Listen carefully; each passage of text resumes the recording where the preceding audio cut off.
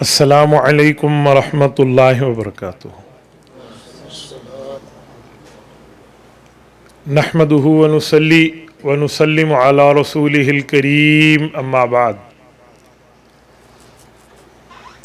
میرے معزز سامعین و سماعت کرنے والی اسلامی ماؤں، بہنوں، بیٹیوں، حدیث پاک کا درس ہے اور حدیث پاک کی کتاب الصحیح المسلم، حضرت امام مسلم رحمۃ اللہ علیہ نے جو صحیح مسلم تحریر فرمائی ہے، اسی کے متعلق چند باتیں ہیں۔ سب سے پہلی اور بنیادی بات، میں کتاب کے افتتاح کو کرنے سے پہلے، کتاب کے شروع سے پہلے جو ضروری سمجھتا ہوں کہ آپ کے خدمت میں بات کر دی جائے، وہ بات ہے حدیث پاک کی اہمیت کے بارے میں، کہ ہم جس درس میں بیٹھے ہیں اور جس درس کو سننے سمجھنے کے لیے ہم یہاں تشریف فرما ہے، اس نبی پاک صلی اللہ علیہ وسلم کے فرمان کی حیثیت کیا ہے۔ دیکھیں، ہم مسلمان ہیں، ہم قرآن کریم کو بھی مانتے ہیں اور احادیث نبویہ کو بھی مانتے ہیں۔ قرآن کریم اللہ کی بات ہے اور حدیث نبویہ اس کی تشریح ہے۔ نبی پاک صلی اللہ علیہ وسلم کا فرمان اس کی وضاحت ہے، ایکسپلینیشن ہے، تشریح ہے، تفسیر ہے، کہ ہمارے نبی پاک صلی اللہ علیہ وسلم نے قرآن کریم کو کھول کے اپنی حدیث میں بیان فرمایا ہے۔ اگر رسول اللہ صلی اللہ علیہ وسلم کی حدیث نہ ہو، میرا اللہ جانتا ہے ہم اسلام میں ایک قدم بھی نہیں اٹھا سکتے۔ زکوٰۃ کا، روزے کا مسئلہ، حج کا مسئلہ، یہ تو تفصیلی حدیث میں ہے، لیکن جو دن میں ہم 5 مرتبہ نماز پڑھتے ہیں، تو 5 نمازوں کی ایک رکعت بھی ثابت نہیں ہو سکے گی اگر حدیث پاک کا انکار کر دیں۔ رسول اللہ صلی اللہ علیہ وآلہ وسلم نے اپنی احادیث میں جو تشریح فرمائی ہے، آیات کی وضاحت پیش فرمائی ہے، اس کی پوری ڈیٹیل حضور کے فرمان کے اندر ہے۔ مثلا صبح کی نماز کی 4 رکعتیں ہیں، 2 فرض ہیں اور 2 سنتیں ہیں۔ یہ لفظ قرآن کریم میں نہیں ہے، یہ لفظ حضور کی حدیث میں ہے۔ قرآن کریم میں ہے کہ اللہ جل شانہ نے فجر کی نماز کے لیے تمہارے اوپر قرآن پڑھنا ڈال دیا ہے، وہ قرآن الفجر ان قرآن الفجر کان مشہودا، کہ فرشتے اس وقت آیا کر اس تلاوت کو سنتے ہیں۔ اب وہ تلاوت کیسے کرنی ہے، اس کی تفصیل حضور دیں گے حدیث میں، اس کی تفصیل قرآن میں نہیں۔ اسی طرح ظہر کے رکھتے ہیں، ہم 12 رکعت پڑھتے ہیں، 4 سنت ہیں، 4 فرض ہیں، پھر 2 سنت ہیں، پھر 2 نفل ہیں۔ اس کی تفصیل حدیث پاک میں۔ قرآن کریم میں صرف اتنا ہے، اقم الصلاۃ لدلوک الشمس، کہ سورج ڈھلے، زوال ہو جائے اور نماز پڑھ لو۔ اب کیسے پڑھیں، کس طرح پڑھیں، کیا فرض کیا واجب، قرآن کریم میں اس بارے میں تفصیل نہیں ہے، یہ تفصیل حضور علیہ السلام نے اپنی حدیث میں دی۔ اسی طرح عصر کی نماز ہے، اب یہ 8 رکعت ہے، 4 سنت ہے اور 4 فرض ہے۔ قرآن کریم نے اس کی تفصیل نہیں دی، صرف اتنا بتایا حافظوا علی الصلاۃ والصلاۃ الوسطیٰ، کہ عصر کی نماز کی حفاظت کرو۔ باقی نمازوں کے ساتھ عصر کی نماز بڑی اہم نماز ہے۔ کوئی کاروبار میں بیٹھا ہو تو کہیں بھول نہ جائے، کوئی ظہر کے وقت سوئے تو مغرب میں جا کے اٹھے، یعنی عصر کی نماز کی حفاظت کرو۔ اسی طرح مغرب ہے۔ اب قرآن کریم نے مغرب کے بارے میں یہ نہیں بتایا کہ آپ کی بنیادی طور پہ 7 رکھتے ہیں، 3 فرض ہیں، 2 سنتیں ہیں، 2 نفل ہیں۔ قرآن کریم نے صرف اتنا بتایا الی غسق اللیل، رات کے شروع ہونے تک آپ نے نماز پڑھنی ہے۔ وہ کیسے پڑھنی ہے وہ سرکار نے پڑھ کے دکھائی ہے، تب ہم پڑھیں گے۔ اب پھر عشاء ہے، عشاء میں جا کے بنیادی طور پہ تو 4 فرض ہیں، لیکن اس کی سنت اور وطر کو، واجب کو ساتھ ملائیں تو 17 رکعتیں جا کے بنتی ہیں۔ 4 سنت ہیں، 4 فرض ہیں، 2 سنت ہیں، 2 نفل ہیں، پھر اس کے بعد وطر، پوری ترتیب کے ساتھ۔ اب یہ تفصیل حضور علیہ السلام کی حدیث سے ملتی۔ تو میری بات کا مطلب کہ اگر حدیث سے منہ پھیر لیں تو 1 رکعت بھی ہم نہیں پڑھ سکتے۔ جمعہ کی نماز تو اس کے علاوہ ہے، عید کی نماز تو اس کے علاوہ ہے، صلاۃ الکسوف، خسوف جب چاند گرہن ہو یا سورج گرہن ہو، اس کی نماز اس کے علاوہ ہے، صلاۃ التوبہ اس کے علاوہ ہے۔ باقی جتنی نمازیں ہیں وہ بعد میں، یہ بنیادی نماز ہے جو 5 وقت میں مسلمان پڑھتا ہے حدیث پاک سے انکار کرے تو وہ بھی نہیں ملتی. تو حدیث پاک کی اتنی اہمیت. اسی پر ایک جملہ مزید عرض کرتا ہوں. ہمارے نبی پاک صلی اللہ علیہ وسلم کے لیے کچھ غلط نظریہ لوگ رکھتے ہیں کہ نبی کا کام ہے صرف قرآن پہنچانا. یہ کہہ کر وہ حدیث کا انکار کر دیتے ہیں. یاد رکھیں نبی کا کام صرف قرآن پہنچانا نہیں ہے. قرآن پہنچانا اور قرآن سمجھانا یہ دونوں نبی کے کام ہیں. اور یہ لفظ قرآن کریم میں ہے. اللہ تعالیٰ فرماتے ہیں سورۃ انعام میں وَأَنزَلْنَا إِلَيْكَ الذِّكْرَ لِتُبَيِّنَ لِلنَّاسِ مَا نُزِّلَ إِلَيْهِمْ. محبوبم قرآن آپ کی طرف اترا ہے, اس کی تشریح بھی آپ نے فرمانی ہے. جو رسول کا مطلب لوگ عام طور پہ نعوذ باللہ کرتے ہیں نا, ڈاکیا, وہ رسول کا معنی ڈاکیا ہے, ڈاک پہنچا جائے تو اس کا ڈاک سے تعلق نہیں ہوتا, صرف پہنچانا ہوتا ہے, تو اس لیے نبی کی حدیث کی ضرورت نہیں ہے. تو یہ گمراہی کی بات ہے. پیغمبر اسلام کو اس طرح لفظ دینا اپنے ایمان پہ رندہ چلانے کے مترادف ہے. ہمارے نبی پاک صلی اللہ علیہ وآلہ وسلم قرآن بھی دیتے ہیں, قرآن سمجھاتے بھی ہیں. تو قرآن کا سمجھانا حضور صلی اللہ علیہ وسلم کے بغیر یہ سمجھ نہیں آ سکتا. میں آپ کو ایک حدیث پاک سناؤں. ابن ماجہ شریف حدیث کی کتاب ہے, سنن ابن ماجہ. امام ابن ماجہ القزوینی رحمہ اللہ نے اس کو لکھا ہے. عراق کے بہت بڑے محدث گزرے ہیں. قزوین ان کا علاقہ ہے, بہت ٹھنڈا علاقہ ہے. یہ اتنا ٹھنڈا علاقہ ہے کہ مری کی ٹھنڈک بندے کو بھول جائے. تو یہ علاقہ ہے, ساری عراق کا نہیں ہے, ایران کا ہے, میرے ذہن سے نکل گیا. میں یہاں گیا تو نہیں ہوں, لیکن یورپ کی فلائٹ میں جب ہم آتے جاتے ہیں تو راستے میں میپ سے اس کو دیکھ لیتے ہیں, بندہ اوپر سے نظر بھی آ رہا ہوتا ہے اس کی برف پوش پہاڑیاں. امام ابن ماجہ رحمہ اللہ نے جو سنن ابن ماجہ کی حدیث کی کتاب لکھی ہے, اس میں حضور پاک کا ایک فرمان نقل کیا کہ نبی پاک صلی اللہ علیہ وسلم نے پیشن گوئی فرمائی تھی کہ جب لوگوں کو کھانے پینے کی فکر سے استغنا مل جائے گا نا, یعنی ان کے پاس رزق زیادہ آ رہا ہوگا, تو پھر ان کے عقیدے برباد ہوں گے. اور جو ان عقیدوں میں بنیادی عقیدہ برباد ہوگا وہ یہی ہوگا کہ وہ حدیث کی اہمیت نہیں رکھیں گے, وہ حدیث کی اہمیت کو چھوڑ دیں گے. اب یہ لفظ ہے حضور علیہ السلام کا کہ لا الفین احدکم متکئا علی اریکتہ یأتیہ الامر مما امرت بہ او نہیت عنہ فیقول لا ادری ما وجدنا فی کتاب اللہ اتبعناہ. فرمائے لوگو تم ایسے نہ بن جاؤ کہ تم میں سے کوئی بندہ یوں تکیے پر ٹیک لگا کے بیٹھا ہو.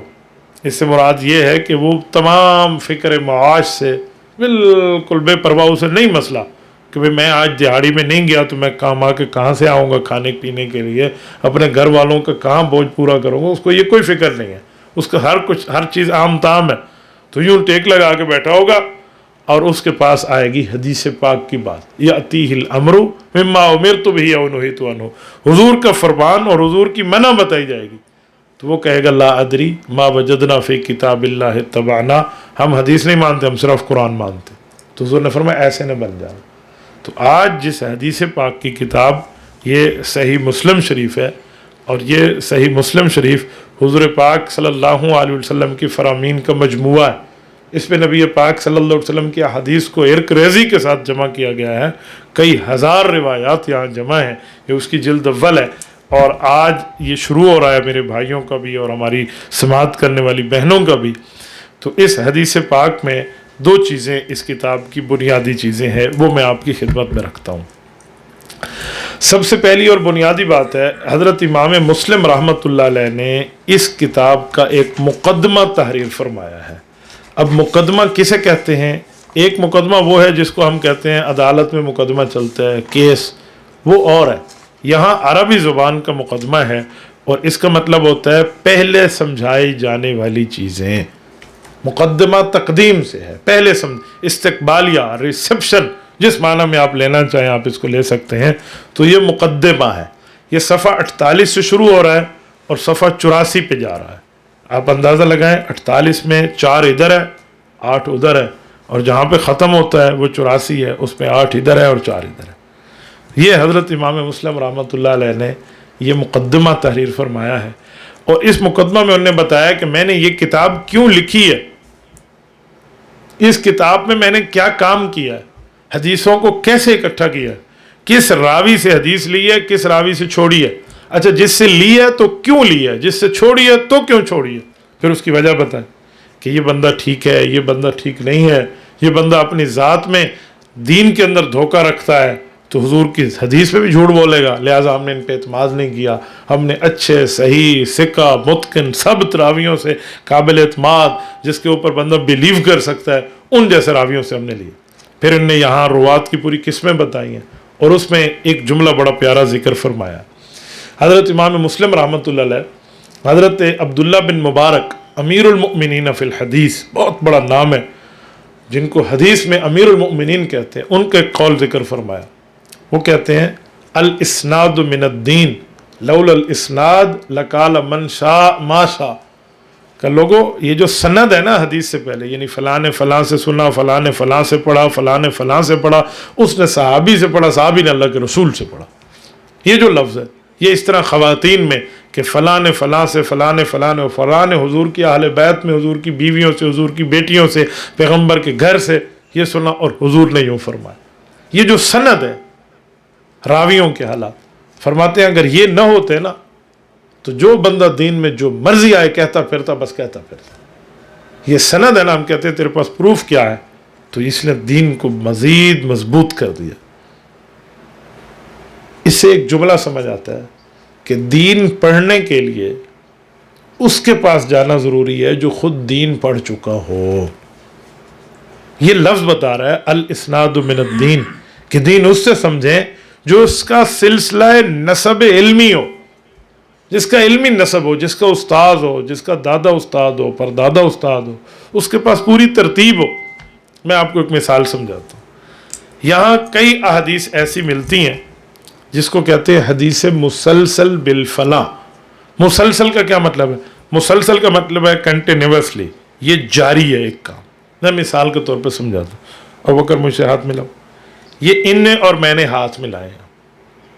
ہاتھ ملانے کو عربی میں ہاتھوں میں ہاتھ رکھ کے یا یوں یا یوں، اسے کہتے ہیں تشبیک، مصافحہ۔ تو نبی علیہ الصلوۃ والسلام کی کچھ حدیثیں مسلسل ہیں۔ کیا معنی؟ کہ جب نبی علیہ السلام نے وہ حدیث سنائی تو جو راوی حدیث ہیں حضرت ابو ہریرہ، انہوں نے حضور پاک صلی اللہ علیہ وسلم کے ہاتھ میں یوں ہاتھ دے رکھے ہیں۔ تو جب حضور سے ہاتھ میں ہاتھ دیے ہوئے حدیث سنی تو اس صحابی نے بھی اس بات کی لاج رکھی، آگے جس کو حدیث سنائی یوں ہاتھ میں ہاتھ رکھ کے سنائی۔ پھر مجمع نے تو سب نے سنی، لیکن جس شاگرد کو سنائی نا ڈائریکٹ اس نے ہاتھ میں، اب یہ بندہ سب کا استاذ بن گیا۔ پھر اس نے جس کو آگے حدیث پڑھائی اس نے بھی اس طرح پڑھائی۔ یہ حدیثیں آج تک اسی طرح ہی آ رہی ہیں، اس کو مسلسل بالتشبیک کہتے ہیں۔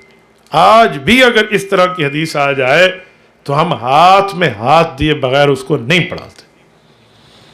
کیوں؟ یہ نبی پاک صلی اللہ علیہ وسلم کے وقت سے طریقہ آ رہا ہے۔ اسی طرح ایک حدیث ہے جس کا نام ہے حدیث الماء والتمر۔ یہ حدیث ہے جس میں زمزم کا بیان ہے اور جس میں کھجور کا بیان ہے۔ نبی علیہ الصلوۃ والسلام جب یہ حدیث سنا رہے تھے مدینہ طیبہ کے اندر، تو آپ علیہ الصلوۃ والسلام کے پاس مکہ مکرمہ سے زمزم لایا گیا تھا اور کھجور بھی نبی علیہ السلام کے پاس موجود تھی۔ تو آپ علیہ السلام نے یہ کھجور بھی کھلائی اور زمزم بھی پلایا، اتفاق ہو گیا۔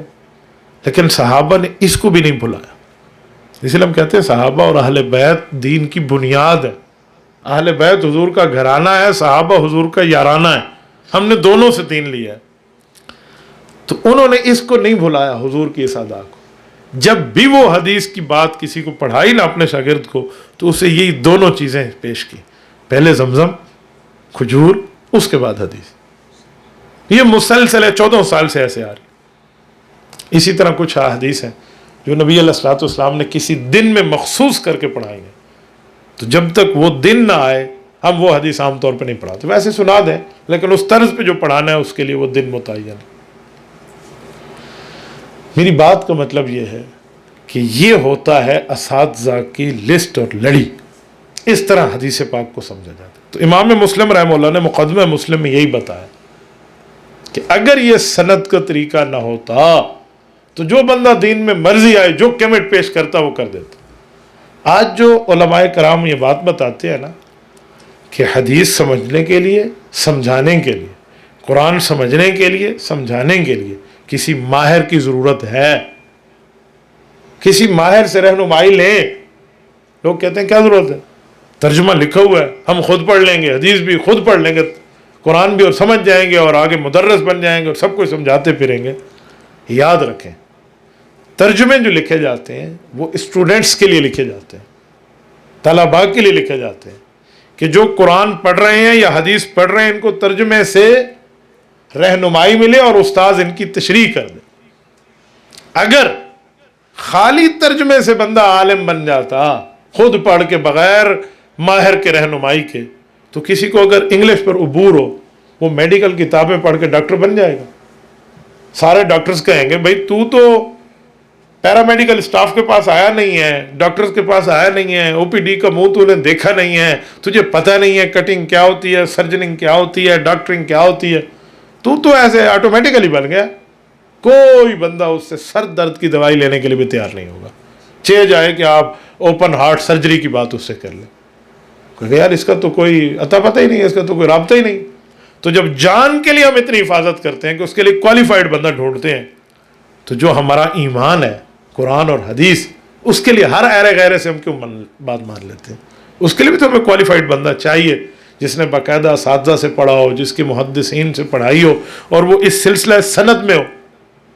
ورنہ تو مسلسل کوئی حدیث و بندہ نہیں پڑھا سکتا, نہ مسلسل بالاولیہ پڑھا سکتا ہے, نہ مسلسل بالتشبیق پڑھا سکتا ہے, نہ مسلسل بالماء والتمر پڑھا سکتا ہے, نہ مسلسل بالایام الخالیہ پڑھا سکتا ہے. تو کیا پڑھائے گا وہ آگے, کیا سمجھائے گا؟ اگر وہ اس روایت کو توڑتا ہے تو پوری امت ایک طرف ہے, یہ اکیلا ایک طرف ہے.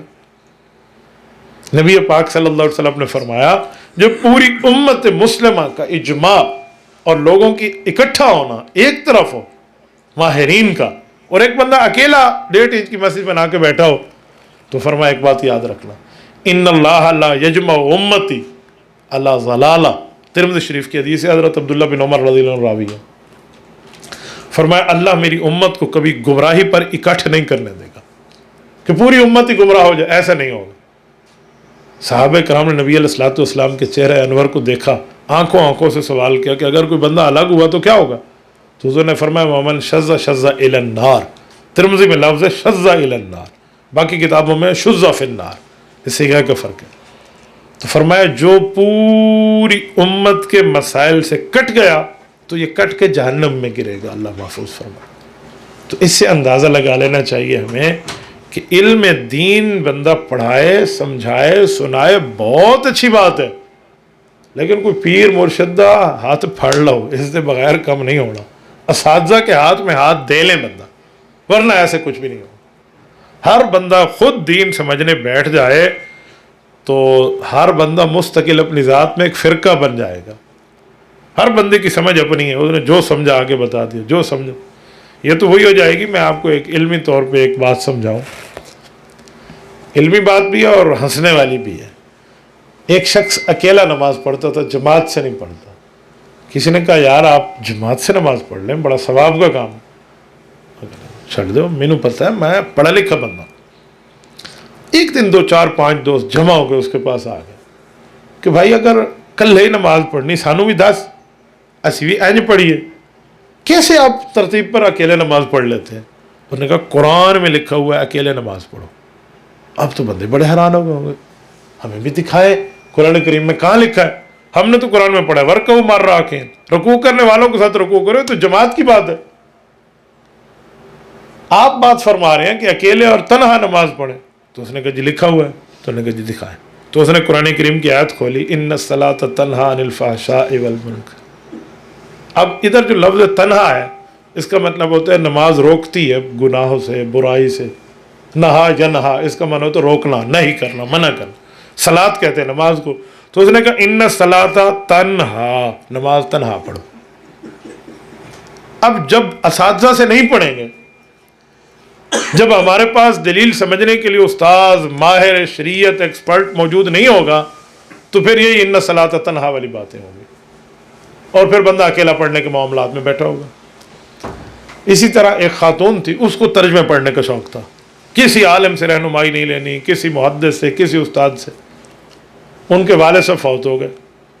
خاتون نے عدت گزاری, عدت کے بعد بچوں کو بلایا کہ جتنا مال جائیداد ہے نا یہ سارا تقسیم نہیں کرنا, یہ سارے کا سارا میرا ہے۔ تو نے کہا امی بیٹیوں کا بھی حصہ ہے، بیٹوں کا بھی حصہ ہے، آپ کا بھی حصہ ہے، آپ کا تو 8واں حصہ ہے۔ انہوں نے کہا نہیں کل مال میرا ہے۔ تو بچے بڑے حیران ہوئے، بھی امی مسئلہ بتا رہی ہے۔ تو انہوں نے کہا امی کوئی پروف، کوئی ثبوت کہا، قرآن میں لکھا ہوا ہے سارا مال ماں کا ہے۔ انہوں نے کہا امی یہ تو آپ نے پہلی دفعہ سنا ہے، حالانکہ قرآن کریم نے حصے مقرر کر دیے، یوصیکم اللہ فی اولادکم للذکر مثل حظ الانثیین۔ اس نے اس کو نہیں دیکھا، اس نے کہا آخری پارہ کھولو، آخری صفحے کھولو، کھول لیا۔ تو انہوں نے کہا سورۃ لہب کھولو، جی کھول لیا۔ اب سورۃ لہب تبت یدا ابی لہب وتب میں تو کوئی وراثت کا مسئلہ نہیں ہے، وہ تو ابو لہب تھا جس نے رسول اللہ صلی اللہ علیہ وسلم کی گستاخی کی، رب نے سزا دی، وہ ذلیل ہوا، جو بھی ہوا، تو اس میں تو وراثت کی آیت ہی نہیں ہے۔ تو بڑے حیران ہوئے، امی وراثت کی آیت دی؟ تو اس نے آیت نکال کے دکھائی، سیصلی نارا ذات لہب، یہ آیت دکھا، کہا دیکھو یہاں لفظ لکھا ہوا ہے تبت یدا ابی لہب وتب، ابو لہب ہلاک ہو گیا، جی ہلاک، ما اغنا عنہ، اس کو کوئی فائدہ نہیں دیا، مال ہو اس کے مال نے، وما کسب، جو اس نے کمایا۔ لفظی ترجمہ تو یہی تھا، اب عورت نے ترجمہ کیا، ما اغنا عنہ مالہ وما کسب، لفظ ہے وما کسب، وما کسبا، واحد مذکر غیب، فعل ماضی معلوم کا صیغہ ہے کہ جو اس نے کمایا۔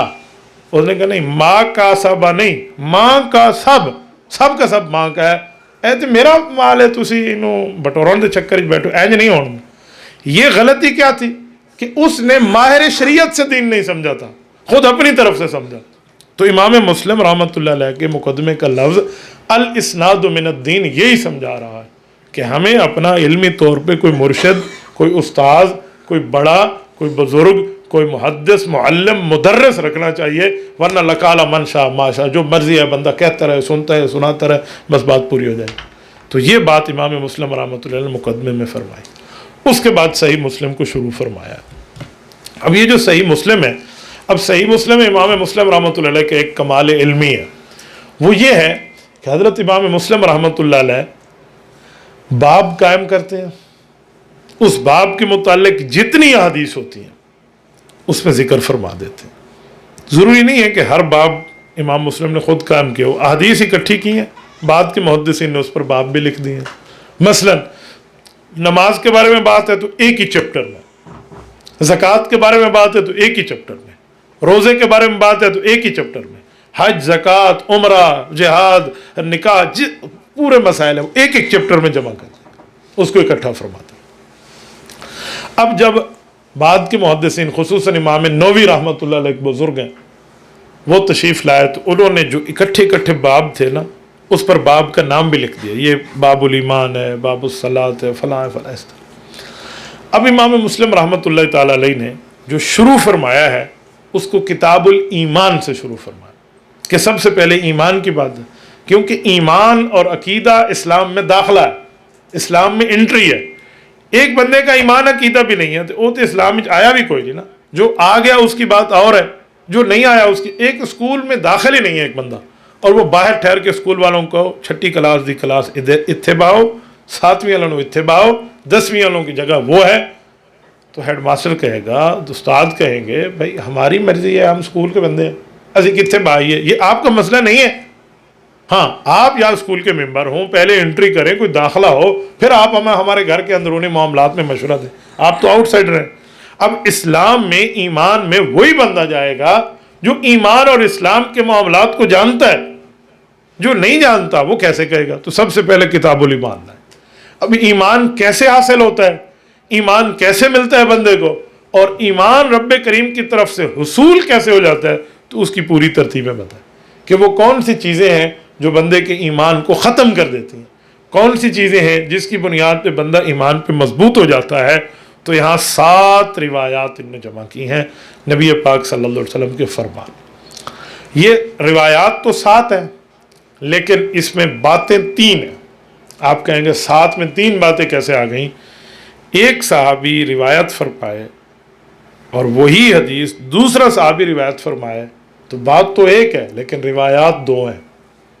میں سمجھانے کے لیے کہتا ہوں، ایک حدیث ہے، اس حدیث کو حضرت ابو بکر رضی اللہ عنہ نے روایت فرمایا، تو حدیث بھی ایک، روایت بھی ایک۔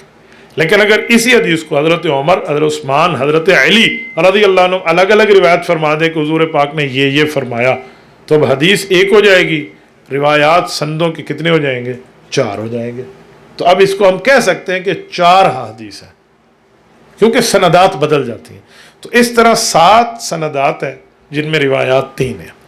تو یہ امام مسلم رحمۃ اللہ علیہ اس کی بنیاد فرمائی. پہلا باب جو دیا ہے، اب پہلا باب کو ذرا سمجھیں. باب بیان الایمان. باب بیان الایمان بھی کہہ سکتے ہیں اور باب بیان الایمان بھی کہہ سکتے ہیں، کہ ایمان کا بیان، والاسلام اسلام کا بیان، والاحسان احسان کا بیان. اب ایک اسلام ہے، ایک ایمان ہے، ایک احسان ہے. آگے چل کے حضرت عمر کے واقعہ آ رہا ہے پورا، میں تفصیلاً وہاں کلام کروں گا، صرف سمجھانے کے لیے کہتا ہوں. ایمان کہتے ہیں دل سے اللہ کو ماننا، اسلام کہتے ہیں ظاہر آپ کا کہہ کہ آپ اللہ کو مانتے، اور احسان کہتے ہیں کہ آپ کو اللہ کا ڈر بھی ہونا چاہیے، اللہ کی خوف ہونا چاہیے، تبھی آپ کی عبادت میں حسن اور احسان پیدا ہو جائے گا. فرمایا وجوب الایمان باثبات قدر اللہ سبحانہ وتعالی. اللہ رب العزت پہ ایمان رکھنے میں تقدیر بنیادی چیز ہے. تقدیر پر ایمان رکھنا ہے کہ جو اللہ نے ہمارے لیے طے کر دیا ہے، ہم اسی پر اللہ رب العزت کے شکر گزار ہیں. فرمایا بیان الدلیل علی التبری ممن لا یؤمن بالقدر واغلاط القول فی حقہ. اور اسی باب میں آپ کو اس بات کی دلیل ملے گی کہ جو لوگ کہتے ہیں کہ ہمارا تقدیر سے کوئی واسطہ نہیں ہے، فرمایا ان کی بات غلط ہے. تقدیر ہمارے ایمان کا حصہ ہے، ہم تقدیر پر ایمان رکھتے ہیں، لہٰذا ان لوگوں کی غلطی بھی بیان کریں گے اور تقدیر کے ثبوت کی دلیل کو بھی بیان کریں گے. یہ ہے اس باب کا نام. اب امام مسلم رحمۃ اللہ علیہ نے شروع فرمایا قال الامام ابو الحسین مسلم بن حجاج. حضرت امام مسلم رحمۃ اللہ علیہ کا نام ہے مسلم بن حجاج القشیری. قشیر یہ ایران کا شہر ہے، یہ وہیں کے رہنے والے ہیں، ان کی قبر مبارک بھی وہیں ہے. تو میرا بڑا شوق ہے کبھی اللہ تعالیٰ امام مسلم رحمۃ اللہ علیہ قبر پہ حاضری عطا فرمائے. بہت بڑی شخصیت ہے. یہ اتنے پائے کے محدث تھے، اتنے پائے کے محدث تھے کہ ان کے وقت میں ان جیسا بندہ ملنا مشکل تھا. امام ترمذی رحمۃ اللہ علیہ کتنے بڑے عالم ہیں، وہ ان کے شاگرد ہیں. انہوں نے رؤیت ہلال کی حدیث ان سے روایت کر کے اپنی کتاب میں ذکر کی. اب امام ترمذی کے بارے میں ایک چھوٹا سا لفظ میں کہتا ہوں. امام ترمذی رحمۃ اللہ علیہ پوری زندگی صحیح سلامت رہے. آخر وقت میں آنکھوں کی تکلیف ہوئی اور آنکھوں کی بینائی ختم ہو گئی، لیکن ہر سال حج پہ جاتے تھے. اونٹ پر بیٹھے ہوئے جا رہے ہیں، آنکھوں سے نابینا ہے، اور چلتے چلتے راستے میں ایک جگہ یوں اپنے سر کو نیچے کیا جیسے بندہ کسی درخت سے نیچے گزرتا ہے نا، سر نیچے کر کے. حالانکہ ادھر کوئی درخت نہیں تھا. پوتے، بیٹے، نواسے، خاندان کے لوگ، شاگرد ساتھ ہیں. انہوں نے کہا حضرت کیا ہوا؟ آپ نے سر جھکایا. کہا یار یہاں ایک درخت ہوتا تھا. کہا حضرت کوئی درخت بھی نہیں ہے، آپ ایسے ہی پریشان ہو گئے، سیدھا راستے ہم لوگ دیکھ رہے ہیں. تو امام ترمذی رحمۃ اللہ ان کے شاگرد ہیں. کہا جی سواریاں روک دے. پورا پروٹوکول رک گیا اور رک گیا. کہا جی یہاں بستی والوں کو تلاش کرو، ان سے پوچھو. مجھے یقین ہے جب میں گھر سے چلتا تھا فلاں فلاں معاملات کی جگہ سے گزرتا تھا، یہ جگہ میرے خیال میں وہی ہے، یہاں ایک درخت ہوتا تھا. صاحب نے کہا بزرگ بابا جی کیا کہہ رہے ہیں، چلو ان کے کہنے پر بات پوری کرتے ہیں. بستی والوں کو بلایا تو وہاں کے بوڑھے بزرگ آئے. وہ کہنے لگے جی ہاں یہاں ایک درخت ہوتا تھا، آپ نے کٹوا دیا. اس بندے کی ذہانت اتنی ہے کہ آنکھیں جانے کے بعد بھی یہ آدمی اتنا دماغ رکھتا ہے.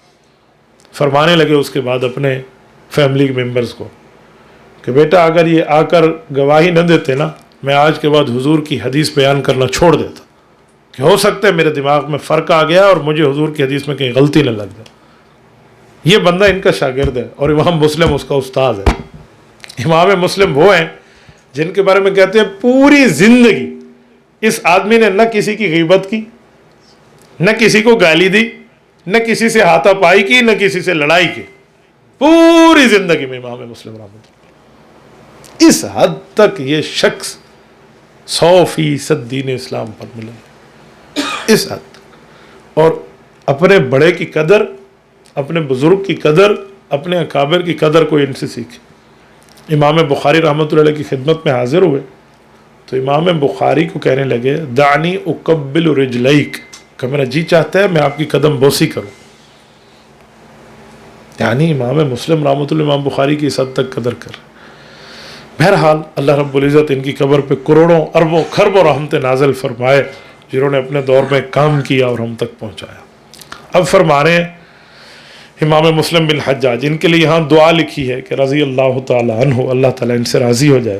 فرمایا بعون اللہ نبتدی و ایاہ نستکفی، فرمایا اللہ تعالیٰ کی مدد سے میں اس کتاب کو ہم شروع کر رہے ہیں، اور اللہ تعالیٰ کی مدد ہی ہمارے لیے کافی ہے۔ بس اللہ کی مدد ہو جائے نا، اور کسی دی لوڑ کوئی نہیں۔ وما توفیقنا الا باللہ جل جلالہ، بس اللہ جل شانہ کی مدد ہے جس کو اللہ جل شانہ ہمارے ساتھ رکھیں۔ اب یہاں سے تقدیر کے مسئلے پر ایک بات شروع کر رہے ہیں کہ ان کے زمانے میں، اب یہ پیدا ہوئے ہیں 204 میں، ان کا انتقال ہے 261 میں۔ آپ اندازہ لگائیں 57 سال کی عمر میں انتقال ہے امام مسلم کا، 57 سال۔ امام مسلم رحمۃ اللہ علیہ فرماتے ہیں کہ میرے زمانے میں منکرین تقدیر پیدا ہو گئے تھے، اپنے اساتذہ کی سند سے بیان کرتے ہیں۔ منکر تقدیر کا مطلب جو تقدیر نہیں مانتے تھے، تقدیر کچھ نہیں، بس جو زمین میں ہو رہا ہے آپ ایویں ہی ہو رہا ہے، آپ پہ کو لاپے ہو رہا ہے، اللہ کی طرف سے کوئی پہلے مقرر کردہ نہیں ہے۔ حالانکہ حدیث پاک کے مطابق تقدیر پہ ایمان واجب ہے، لیکن وہ تقدیر کسی بندے کو دماغ میں سمجھ نہ آئے نا تو ماننے سے انکار کر دیتا ہے۔ میں سوال اس میں آپ کو سمجھاتا ہوں۔ تقدیر میں لوگ سمجھتے ہیں کہ بس اللہ نے لکھ دیا ہے تو پھر اس کے بعد حساب کتاب کرنے کی کیا ضرورت ہے۔ اب میں مثال دینے لگا، کوئی بندہ نعوذ باللہ اللہ محفوظ رکھے قتل کر دے نا، تو کہیں گے اسے پھٹے لاؤ، اس کو پھانسی چڑھاؤ، وہ کیا کہیں گے؟ اللہ نے تو میری قسمت میں قتل کرنا لکھا تھا، میں نے تو اللہ کے لکھے ہوئے پہ قتل کیا، اب مجھے آپ سزا کیوں دے رہے ہیں؟ بھائی تقدیر کا یہ مطلب نہیں ہے جو انہیں یہ سمجھا۔ تقدیر کا مطلب ہے وَهَدَيْنَاهُ النَّجْدَيْنِ، قرآن کہتے ہیں ہم نے دو راستے دکھائے ہیں، رحمان کا راستہ بھی شیطان کا راستہ بھی۔ اب تیرے پاس پاور آف سلیکشن ہے، تو نے انتخاب کرنا ہے ادھر جا یا ادھر جا۔ جو بندے کو ثواب ملے گا یا بندے کو عذاب ملے گا وہ اس کی پاور آف سلیکشن پہ ملے گا کہ اس نے جو انتخاب کرنے کی قوت تھی اس کو غلط استعمال کیا ہے۔ ٹھیک، میں سمجھانے کے لیے آپ کی خدمت میں کہتا ہوں، دروازہ کھول کے میں گزر جاؤں تو آرام سے گزر جاؤں، میرے سامنے دروازہ کھولنے کا آپشن ہے، ہینڈل ہے، میں اس کو کھول سکتا ہوں، اوپن کروں کلوز کروں، چل، لیکن میں اس کے باوجود بھی دروازہ نہیں کھولتا، ایسے ٹکر مار کے دروازے کو سینگ مار کے جیسے جانور جائے ایسے جانا چاہتا ہوں، تو میری ساری بات سر پھٹے گا۔ اب میں کہوں اللہ نے میری قسمت میں سر پھٹنا لکھنا تھا، نہیں بابا، اللہ نے لکھا تھا کہ میں نے اس کو دماغ دیا ہے، عقل دیا ہے، یہ کھول کے چلا جائے، نہیں جائے گا، ٹکر مارے گا تو ذلیل ہی ہونا ہے اس سے۔ تو تقدیر کا مطلب جن کو یہ سمجھ نہیں آتا نا، وہ سمجھتے اللہ نے میں مجبور محض بنا دیا ہے، بس ہم مجبور ہیں، اللہ نے ہمارے گاٹے فٹ کر دیتے ہیں، ایسی جو مرضی ہے کر، یوں نہیں۔ تو اسی طرح بیچارے تقدیر کے مسئلے پر اعتراضات میں لوگ پھنس گئے۔ تو امام مسلم رحمۃ اللہ علیہ اپنے اساتذہ کی سند سے حدثنی ابو خیثمہ زہیر بن حرب، یہ امام بخاری کے بھی استاد ہیں، امام مسلم کے بھی استاد، امام ابو خیثمہ بہت بڑا نام ہے، ان کے واسطے سے یہ روایت لائے ہیں۔ وہ اپنی پوری سند کے ساتھ امام یحییٰ بن یعمر رحمۃ اللہ تعالی علیہ کی بات کو نقل فرماتے ہیں۔ وہ فرماتے ہیں کہ کان اول من قال فی القدر بالبصرہ معبد الجہنی، فرمایا بصرہ شہر کے اندر جس نے سب سے پہلے تقدیر کا انکار کیا وہ معبد جونی تھا۔ معبد جونی وہاں کا گمراہ تھا جو انکار کر رہا تھا تقدیر کا۔ اب بصرہ شہر کہاں ہے؟ یہ عراق کا سمندری شہر ہے، ساحل سمندر کی پٹی پر، جیسے ہمارے پاکستان میں کراچی ہے، انڈیا میں بمبئی ہے، سعودیہ میں جدہ ہے، یا اسی طرح املج ہے، تو اسی طرح یہ ایریا بھی ہے، تو یہ سمندری پٹی پر ہے۔ اور بصرہ بہت خوبصورت شہر ہے اور مشہور ترین شہر ہے اس زمانے کا، اب تو یہ صوبے میں منتقل ہو چکا ہے۔ تو اس شہر کا رہنے والا کھاتے پیتے گھرانے کا آدمی تھا، اس کو کوئی رزق معاش کی فکر نہیں تھی، تو گمراہ ہونا شروع ہوا، تو معبد جو نہیں سب سے پہلے تقدیر کا انکار کر گیا۔ تو یحییٰ بن یعمر کہتے ہیں میں نے اپنے ایک اور محدث دوست کو ساتھ لیا اور ہم مکہ مکرمہ میں حج کے سفر پہ گئے، اور یہ طے کر کے گئے کہ کسی نہ کسی صحابی سے ملیں گے جو حضور پاک کا شاگرد ہوگا، اور ان سے جا کر پوچھیں گے کہ تقدیر کے بارے میں حضور پاک صلی اللہ علیہ وسلم کی کیا تعلیمات ہیں، ہمارے علاقے میں تو یہ فساد پڑا ہوا ہے۔ کہا جی ٹھیک ہے۔ تو حضرت امام یحییٰ فرماتے ہیں فانطلقت انا وحمید بن عبد الرحمن الحمیری حاجین او معتمرین، فرمایا حاجی یا عمرے کا سفر تھا، میں اور میرے دوست حمید بن عبد الرحمن ہم چل پڑے مکہ مکرمہ۔ فقلنا، آپس میں بات طے کی، لو لقینا احدا من اصحاب رسول اللہ صلی اللہ علیہ وسلم، کہ اگر ہماری ملاقات ہو جائے حضور پاک کے صحابہ میں کس صحابی سے، تو فسألناہ اما یقول ہؤلاء فی القدر، یہ جو معبد جونی اور اس کا گمراہ ٹولہ تقدیر کا انکار کر رہا ہے، ان کے بارے میں جا کے ذرا ہم اس صحابی سے پوچھیں گے۔ تو کہتے ہیں فوفق لنا عبداللہ ابن عمر ابن الخطاب رضی اللہ تعالی عنہ وعنہ، کہتے ہیں اتفاق، ہم مسجد حرام میں داخل ہونے لگے بیت اللہ میں، تو حضور پاک صلی اللہ علیہ وسلم کے صحابی، حضور کے برادر نسبتی حضرت عمر کے بیٹے عبداللہ بن عمر رضی اللہ عنہ جیسا جلیل القدر صحابی ہمیں مل گیا، ملاقات ہوئی، زیارت ہوئی، ہم نے اس صحابی کی زیارت کی۔ یہ صرف صحابی نہیں ہے، حضور کی فیملی ممبرز میں ان کی شمار کیا جاتا ہے کہ حضور پاک صلی اللہ علیہ وسلم کی بیوی کے بھائی ہیں، جس کو ہم عام الفاظ میں کہتے ہیں بچوں کا ماموں۔ تو حضرت عبداللہ بن عمر داخل المسجد، کہتے جب ہم وہاں رکے، وہاں میں نے اور میرے دوست نے ان کو پکڑا، یعنی ان کی مجلس کو پکڑا، احدنا عن یمینہ والآخر عن شمالی، ایک دائیں بیٹھ گیا ایک بائیں بیٹھ گیا۔ تو ان کو سمجھ آ گئی بھی دو مہمان ہیں، باہر سے آئے ہیں، غیر ملکی سفر کر کے تشریف لائے ہیں، آؤٹ آف کنٹری سے، تو ان نے واقعی کوئی اہم مسئلہ پوچھنا ہے، اہل علم لوگ ہیں۔ وہ بیٹھ گئے، انہوں نے فرمایا جی بتائیں کیا بات۔ کہتے ہیں ہم نے انہیں کہا، اتنے میں یہ کہتے ہیں حضرت امام یحییٰ کہ مجھے یقین تھا جو میرا دوست ہے نا مجھے بات کرنے دے گا۔ تو فقلت یا ابا عبد الرحمن، عبد الرحمن حضرت عمر کے پوتے ہیں، یہ عبد الرحمن کے والد ہیں، حضرت عمر کے بیٹے، تو کہا عبد الرحمن کے ابا جان، انہ قد ظہرنا قبلنا ناس یقرؤون القرآن، ہمارے ہاں کچھ لوگ ہیں جو قرآن کے بڑے ماہر ہیں، قرآن پڑھتے ہیں، لیکن ان لوگوں کا یہ حال ہے کہ وہ علم میں ایسی ایسی باتیں شامل کر دیتے ہیں، علم میں ایسے ایسے معاملات شامل کر دیتے ہیں کہ علم کی بات کرتے کرتے انہم یزعمون اللہ قدر وان الامر انف، ان کا یقین یہ ہے کہ تقدیر تو ہے ہی کوئی چیز نہیں، جو زمین آسمان میں ہو رہا ہے بس ایویں ہی ہو رہا ہے نا، اپنی ترتیب پہ ہو رہا ہے۔ تو آپ اس کے بارے میں کیا فرماتے ہیں؟ تو ہمیں ان کا ساتھ دینا چاہیے یا ان کو اپنے اس موقف کو چھوڑنا چاہیے؟ کیونکہ آپ تو براہ راست رسول اللہ صلی اللہ علیہ وسلم کے شاگرد ہیں۔ تو کہتے ہیں حضرت عبداللہ بن عمر نے فرمایا، فوراً یہ جملہ سن کے فرمایا اذا لقیت اولئک فاخبرهم انی بریء منہم وانہم براء منی، کہ جب ان سے ملنا تو جا کر میرا پیغام دینا کہ پیغمبر کا صحابی حضرت عمر کا بیٹا عبداللہ بن عمر یہ کہہ رہا ہے کہ میں تم سے لا تعلق ہوں اور تم مجھ سے لا تعلق ہوں، یعنی اگر تمہارا تقدیر پر ایمان عقیدہ نہیں ہے تو تمہارا ہمارا آپس میں کوئی تعلق نہیں ہے، ہم ایک دوسرے سے ہٹ کے۔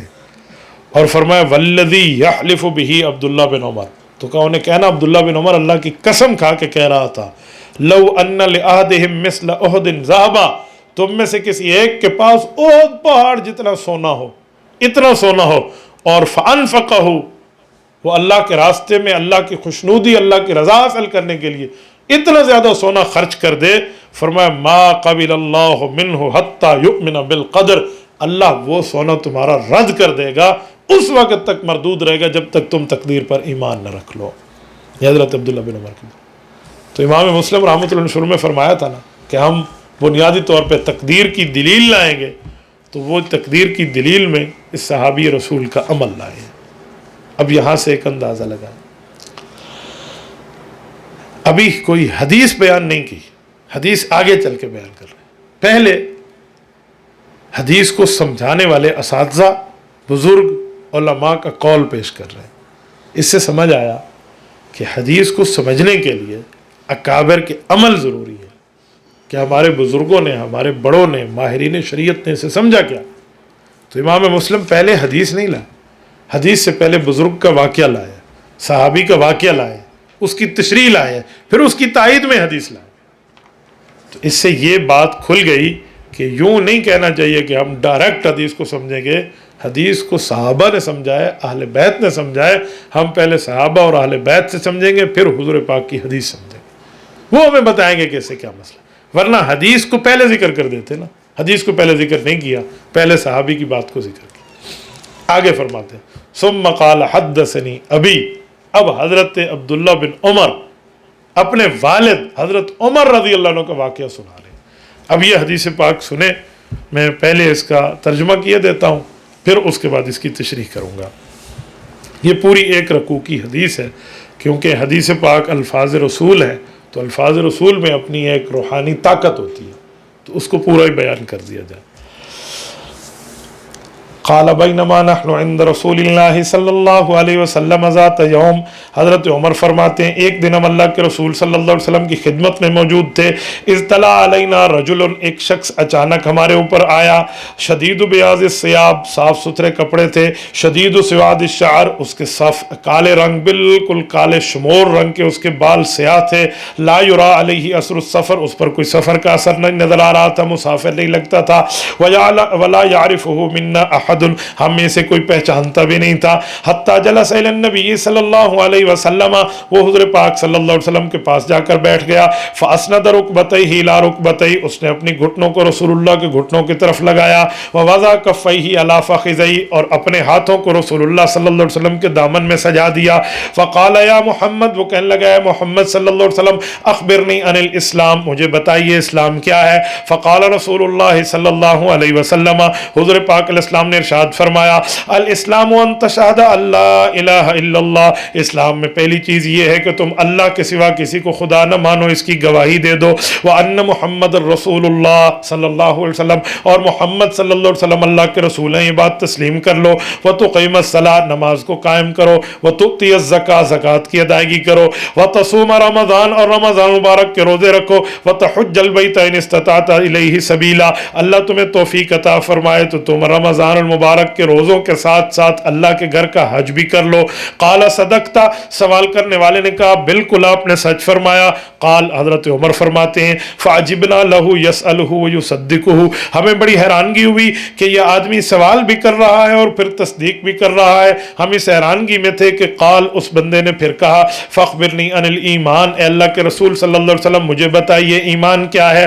قال، حضور پاک صلی اللہ علیہ وسلم نے فرمایا ان تؤمن باللہ وملائکتہ وکتبہ ورسلہ والیوم الآخر، کہ تیرا ایمان یہ ہے کہ تم مان لے اللہ کی ذات کو، فرشتوں کی ذات کو، اللہ کی کتابوں کو، اللہ کے رسولوں کو اور قیامت کے دن کو، وتؤمن بالقدر خیرہ وشرہ، تو اچھی اور بری تقدیر پر ایمان لیا۔ قال، حضرت عمر فرماتے ہیں اس شخص نے یعنی سوال کرنے والے نے کہا صدقتا، اے اللہ کے رسول آپ نے سچ فرمایا۔ قال، پھر سوال کیا فاخبرنی عن الاحسان، مجھے بتائیے احسان، حسن عبادت کیا ہے۔ حضور پاک صلی اللہ علیہ وسلم نے ارشاد فرمایا قال ان تعبد اللہ کانک ترا، اے بندے تو ایسی عبادت کر کہ تو اللہ کو دیکھ رہا ہے، فإن لم تکن تراہ، اگر تیرے اندر یہ کیفیت نہیں بنتی، فإنہ یراک، یہ تو بات مان لے کہ اللہ تمہیں دیکھ رہا ہے۔ قال، اس نے کہا فاخبرنی عن الساعہ، اے اللہ کے رسول مجھے بتائیے قیامت کب آئے گی۔ قال، حضور نے فرمایا مل مسئول عنہا بعالم من السائل، جتنا تجھے پتا ہے کہ اللہ جانتے ہیں اتنا مجھے پتا ہے کہ قیامت کو اللہ جانتے ہیں۔ قال، اس نے کہا ٹھیک ہے، لیکن فاخبرنی عن اماراتہا، آپ کو قیامت کی نشانیوں کے بارے میں علم ہے، آپ ارشاد فرما دیں قیامت کی نشانیاں کیا ہے۔ کہتے ہیں حضرت عمر، حضور پاک صلی اللہ علیہ وسلم نے دو نشانیاں ارشاد فرمائی۔ پہلی فرمائی ان تلد الامۃ ربتہا، فرمایا جو لونڈی ہوگی وہ اپنی آقا کو جنے گی۔ دوسری نشانی فرمائی وان تر الحفاة العراة العالة رعاء الشاء يتطاولون في البنيان، فرمائے ننگے پاؤں، ننگے جسم، جن کے پاس ککھ بھی نہیں تھا، تنگ دست لوگوں کو تم دیکھو گے، بکریاں چرانے والے اٹھ کے اپنی بڑی بڑی بلڈنگیں بنانے میں ایک دوسرے کا مقابلہ کریں گے۔ ثم، حضرت عمر فرماتے ہیں قال، پھر یہ ہوا ثم انطلق، وہ بندہ یہ سوال و جواب کرنے کے بعد چلا گیا۔ فلبثت ملیا، میں کچھ ٹائم تو رکا رہا کہ یار کیا معاملہ تھا، کون آیا تھا، کیوں پوچھا تھا، لیکن لیکن نبی علیہ السلام سے نہیں پوچھا. ثم قال علی، پھر حضور پاک علیہ الصلوۃ والسلام نے حضرت عمر کو فرمایا یا عمر، اے عمر، اتدری من السائل، جانتے ہو یہ سوال کرنے والا شخص کون تھا؟ حضرت عمر ادب میں عرض کرنے لگے قلت اللہ ورسولہ اعلم، اللہ اور اللہ کے رسول بہتر جانتے ہیں کہ وہ آنے والا بندہ کون تھا. قال، حضور پاک نے فرمایا جبرائیل فإنہ جبرائیل، وہ تو فرشتہ جبرائیل تھا. یا رسول اللہ وہ فرشتہ تھا؟ فرمایا جی ہاں. اتاکم، وہ آیا تھا یعلمکم دینکم، تاکہ تمہیں تمہارا دین سمجھا جائے. یہ حضور پاک صلی اللہ علیہ وسلم کی وہ حدیث ہے جو حضرت عمر کے واسطے سے، اور اس کی پوری تفصیل میں آپ کی خدمت میں رکھوں گا. یہ پہلی حدیث ہے مسلم شریف کی، اسے کتاب الایمان کی پہلی حدیث بھی کہتے ہیں. جیسے قرآن کی صورتیں ہوتی ہیں نا، ہر صورت کا اپنا ایک نام ہوتا ہے، سورۃ الفاتحہ، سورۃ البقرہ، سورۃ آل عمران، سورۃ نساء، اسی طرح حدیث کا بھی نام ہوتا ہے. اس حدیث کا نام ہے حدیث ام السنہ، پوری سنت کی بنیاد. اس میں اتنے زیادہ دین کی باتیں آ گئی ہیں کہ یہ ایک حدیث پورے دین کی بنیاد بن گئی. اب اس کا نام حدیث جبرائیل بھی ہے اور حدیث ام السنہ بھی ہے. اس کو حدیث جبرائیل کیوں کہتے ہیں؟ کہ اس میں سوال کرنے والے حضرت جبرائیل علیہ السلام ہے. ام السنہ کیوں کہتے ہیں؟ دین کی بنیاد ہے. اب وہ آئے کیوں تھے؟ یہ سوال صحابہ پوچھ لیتے. جبرائیل آسمان سے اتر کے آیا حضور سے یہ سوال کرنے کے لیے اسلام کیا ہے، ایمان کیا ہے، احسان کیا ہے، قیامت کب آئے گی، اور پھر قیامت کی نشانیاں. 5 سوال ہیں. تو آخری لفظ میں جو ہے نا اتاکم یعلمکم دینکم، اس میں اس کا جواب موجود ہے. جواب یہ ہے کہ صحابہ کرام کے مجمع میں کچھ ایسے لوگ بیٹھے تھے جو چاہتے تو تھے کہ ہم سوال کریں، لیکن اپنے سوال کو الفاظ کا جامہ پہناتے ہوئے نبی پاک صلی اللہ علیہ وسلم سے ادب میں خاموش تھے کہ یار یہ سوال کروں، پتہ نہیں میرے منہ سے اچھا لگے گا نہیں لگے گا، یہ میں کہہ دوں پتہ نہیں نبی پاک صلی اللہ علیہ وسلم کے آداب میں کوئی فرق نہ آ جائے. تو وہ کرنا تو چاہ رہے تھے سوال، لیکن سوال ان کے دل میں اٹھ رہے ہیں پر وہ سوال کرنے کی ہمت نہیں کر پا رہے. تو جو ایسے لوگ ہوتے ہیں نا، تو اللہ تو ان کے دلوں کے بھیدوں کو بھی جانتا ہے نا. تو اللہ نے ان کی دلوں کی ترجمانی کرنے کے لیے جبرائیل جیسے فرشتوں کو فرمایا تو جا، انہوں نے یہ 5 سوال کرنے ہیں پر ادب میں کر نہیں رہے، تو سوال کرتا جانا، انہیں اپنے سوال کا جواب ملتا جائے گا. یہ تبھی حدیث جبرائیل بنی ہے، حضرت جبرائیل علیہ السلام آئے. اب ذرا پہلے لفظ پہ آتے ہیں. یہ حضرت عبداللہ بن عمر نے ساری حدیث یحییٰ بن یعمر کو کیوں سنائی؟ صرف اس ایک لفظ کی وجہ سے کہ وہ تؤمن بالقدر خیرہ و شرہ، تقدیر پر ایمان رکھنا ہو. اس ایک لفظ کی وجہ سے پوری حدیث سنا دی. اس میں جو تؤمن بالقدر ہے اسے موافقت باب کہتے ہیں اور اسے محل استشہاد کہتے ہیں. موافقت باب کا مطلب کہ جو باب میں بات آئی تھی کہ یہ چیز کیوں ہے اس کا جواب آ گیا، اور محل استشہاد کا مطلب کہ جس کام کے لیے چلائی تھی دلیل، تو دلیل اس میں یہ ہے. بینما نحن عند رسول اللہ، یہ حضرت عمر کہہ رہے ہیں کہ ہم حضور کی خدمت میں بیٹھے تھے. اس سے پتہ چلا شاگرد کو یہ نہیں کہنا چاہیے کہ میں استاد میرے نال بیٹھے ہیں، یوں کہنا چاہیے میں استاد کی خدمت میں ہوں. بعض اوقات بندہ کسی بڑے کے پاس بیٹھا ہو نا، والدہ پوچھ لے، کوئی دوست پوچھ لے کہاں ہو، میں مثال کے طور پہ کہتا ہوں حافظ جی میرے نال نے، کہنا چاہیے میں حضرت دے کول ہاں. یعنی کان کو ادھر اور ادھر پکڑنے میں لفظ میں فرق ہوتا ہے. تو حضرت عمر یہ سمجھانا چاہ رہے، یوں نہیں کہا حضور ہمارے ساتھ بیٹھے تھے، فرمایا بینما نحن عند رسول اللہ، ہم حضور کی خدمت میں بیٹھے تھے. تو اس سے پہلا نقطہ نکلا کہ بڑے کی محفل کا آداب کیا ہوتے ہیں. پھر فرمایا ذات یوم کا، ایک دن کی بات ہے. اس میں حضرت عمر رضی اللہ عنہ نے دن متعین نہیں کیا کون سا دن تھا، منگل ہے، بدھ ہے، جمعرات ہے، جمعہ ہے، ہفتہ ہے، پیر ہے، اتوار، کوئی نہیں. کیوں متعین نہیں کیا؟ تو اس کی بھی ایک وجہ ہے. حضرت عمر دن نہیں بتا رہے، حضرت عمر مسئلہ بتا رہے. جو دن بھی تھا، جو رات کا وقت بھی تھا، اس سے ہمیں کوئی لینا دینا نہیں ہے. حضرت عمر مسئلہ بتا رہے. پھر فرمایا اذ طلع علینا رجل، ایک شخص ہمارے اوپر طلوع ہوا. حالانکہ لفظ بنتا ہے عربی زبان میں اذ جاء علینا رجل، اذ جاء الینا، ایک شخص ہمارے پاس آیا، یوں نہیں کہا. فرمایا اذ طلع. اس کے 2 مطلب ہیں. ایک تو یہ کہ اچانک آیا، کوئی شیڈول میں نہیں تھا، طے نہیں تھا. دوسرا اس سے مطلب نکلا طلع علینا رجل، کہ آنے والا طلوع ہوا مراد ہے کہ وہ نورانی مخلوق ہے، انسانی مخلوق نہیں ہے. یہ اشارہ تھا. پھر اگلے دو لفظ ہیں کہ رجل، یہاں لفظ ہے کہ وہ مرد کی شکل میں آیا. فرشتہ مرد کی شکل میں کیوں آیا؟ مکہ کے کافر فرشتوں کو اللہ کی بیٹیاں کہتے تھے، تو ان پر رد ہوا کہ تم اللہ کی بیٹی کہتے ہو فرشتوں. اللہ جل شانہ نے سورۃ نجم میں فرمایا ہے، فرمایا اللہ کے لیے بیٹیاں اور تمہارے لیے بیٹے، تم اپنے لیے بیٹوں کو پسند کرتے ہو اور اللہ کے لیے بیٹیوں کو، یہ انصاف ہے تمہارا؟ یعنی یہ بات فرمایا، حالانکہ اللہ کی ذات تو لم یلد ولم یولد ہے. دوسری بات کہ اگر وہ لڑکی کی شکل میں آتا تو پردے میں ہوتا، اور پردے میں شاید کما حق کو اس طرح اونچی آواز میں سوال نہ کر سکتے، تو جن کے دلوں میں سوال پنپ رہے تھے ان کو جواب کیسے ملتا؟ تو اس لیے مرد کی شکل میں. شدید بیاض الثیاب، کپڑے سفید تھے. اس سے پتہ چلا سفید کپڑے یہ اسلام میں پسندیدہ. کلر آپ کوئی بھی پہن سکتے ہو، کوئی کلر ایسا نہیں ہے جس کے اوپر آپ پر کوئی رد آ جائے کہ آپ نے اس کو پہن لیا ہے تو آپ اسلام سے نکل گئے، اینج ہو گیا. نہیں، ایسے نہیں، آپ پہن سکتے ہیں. لیکن سفید کو اللہ کے رسول صلی اللہ علیہ وسلم نے پسند فرمایا. اب نبی اکرم صلی اللہ علیہ وسلم کے سامنے وہ سفید کپڑے پہن گئے. تو جب آگے اب کپڑوں کی سفیدی پر ایک اشارہ ہے، کپڑے بالکل صاف سفید ہے. اس سے پتہ چلا مدینہ شہر کا رہنے والا ہے. تو دور سے آئے ہوتے تو کپڑے میلے ہوتے نا، راستے میں سفر کا کوئی گرد غبار. پھر فرمایا آگے شدید سواد الشعر، سواد الشعر، رنگ بالکل بالوں کا کالا تھا، کالے بال تھے. اس سے پتہ چلا بندے کا حج عمرے کا سفر نہ ہو تو بال رکھنے چاہیے. اللہ نے قرآن میں بالوں کی قسم کھائی ہے، گنجے کی قسم نہیں کھائی. گنجا پن جو ہے وہ صرف اور صرف حج عمرے پہ ہے، اس کے علاوہ بال ہونے چاہیے. نبی علیہ الصلوۃ والسلام نے اپنے جب بھی حلق فرمایا ہے وہ حج عمرے کا ہے، اس کے علاوہ نہیں فرمایا. ہاں کوئی ضرورت ہو، بندے کو سر میں تکلیف ہو، کوئی گرمی ورمی کا معاملہ ہو تو پھر فرما بھی سکتے ہیں آپ بال کٹا. حضرت علی کی عادت تھی، وہ حج عمرے کے علاوہ بھی سر کے بالوں کو مونڈ کے رکھتے. کسی نے پوچھا کیا ہوا؟ آپ ہر وقت اپنے سر کے بال مبارک بالکل حلق فرماتے. تو حضرت علی نے بھی ایک حدیث سنائی.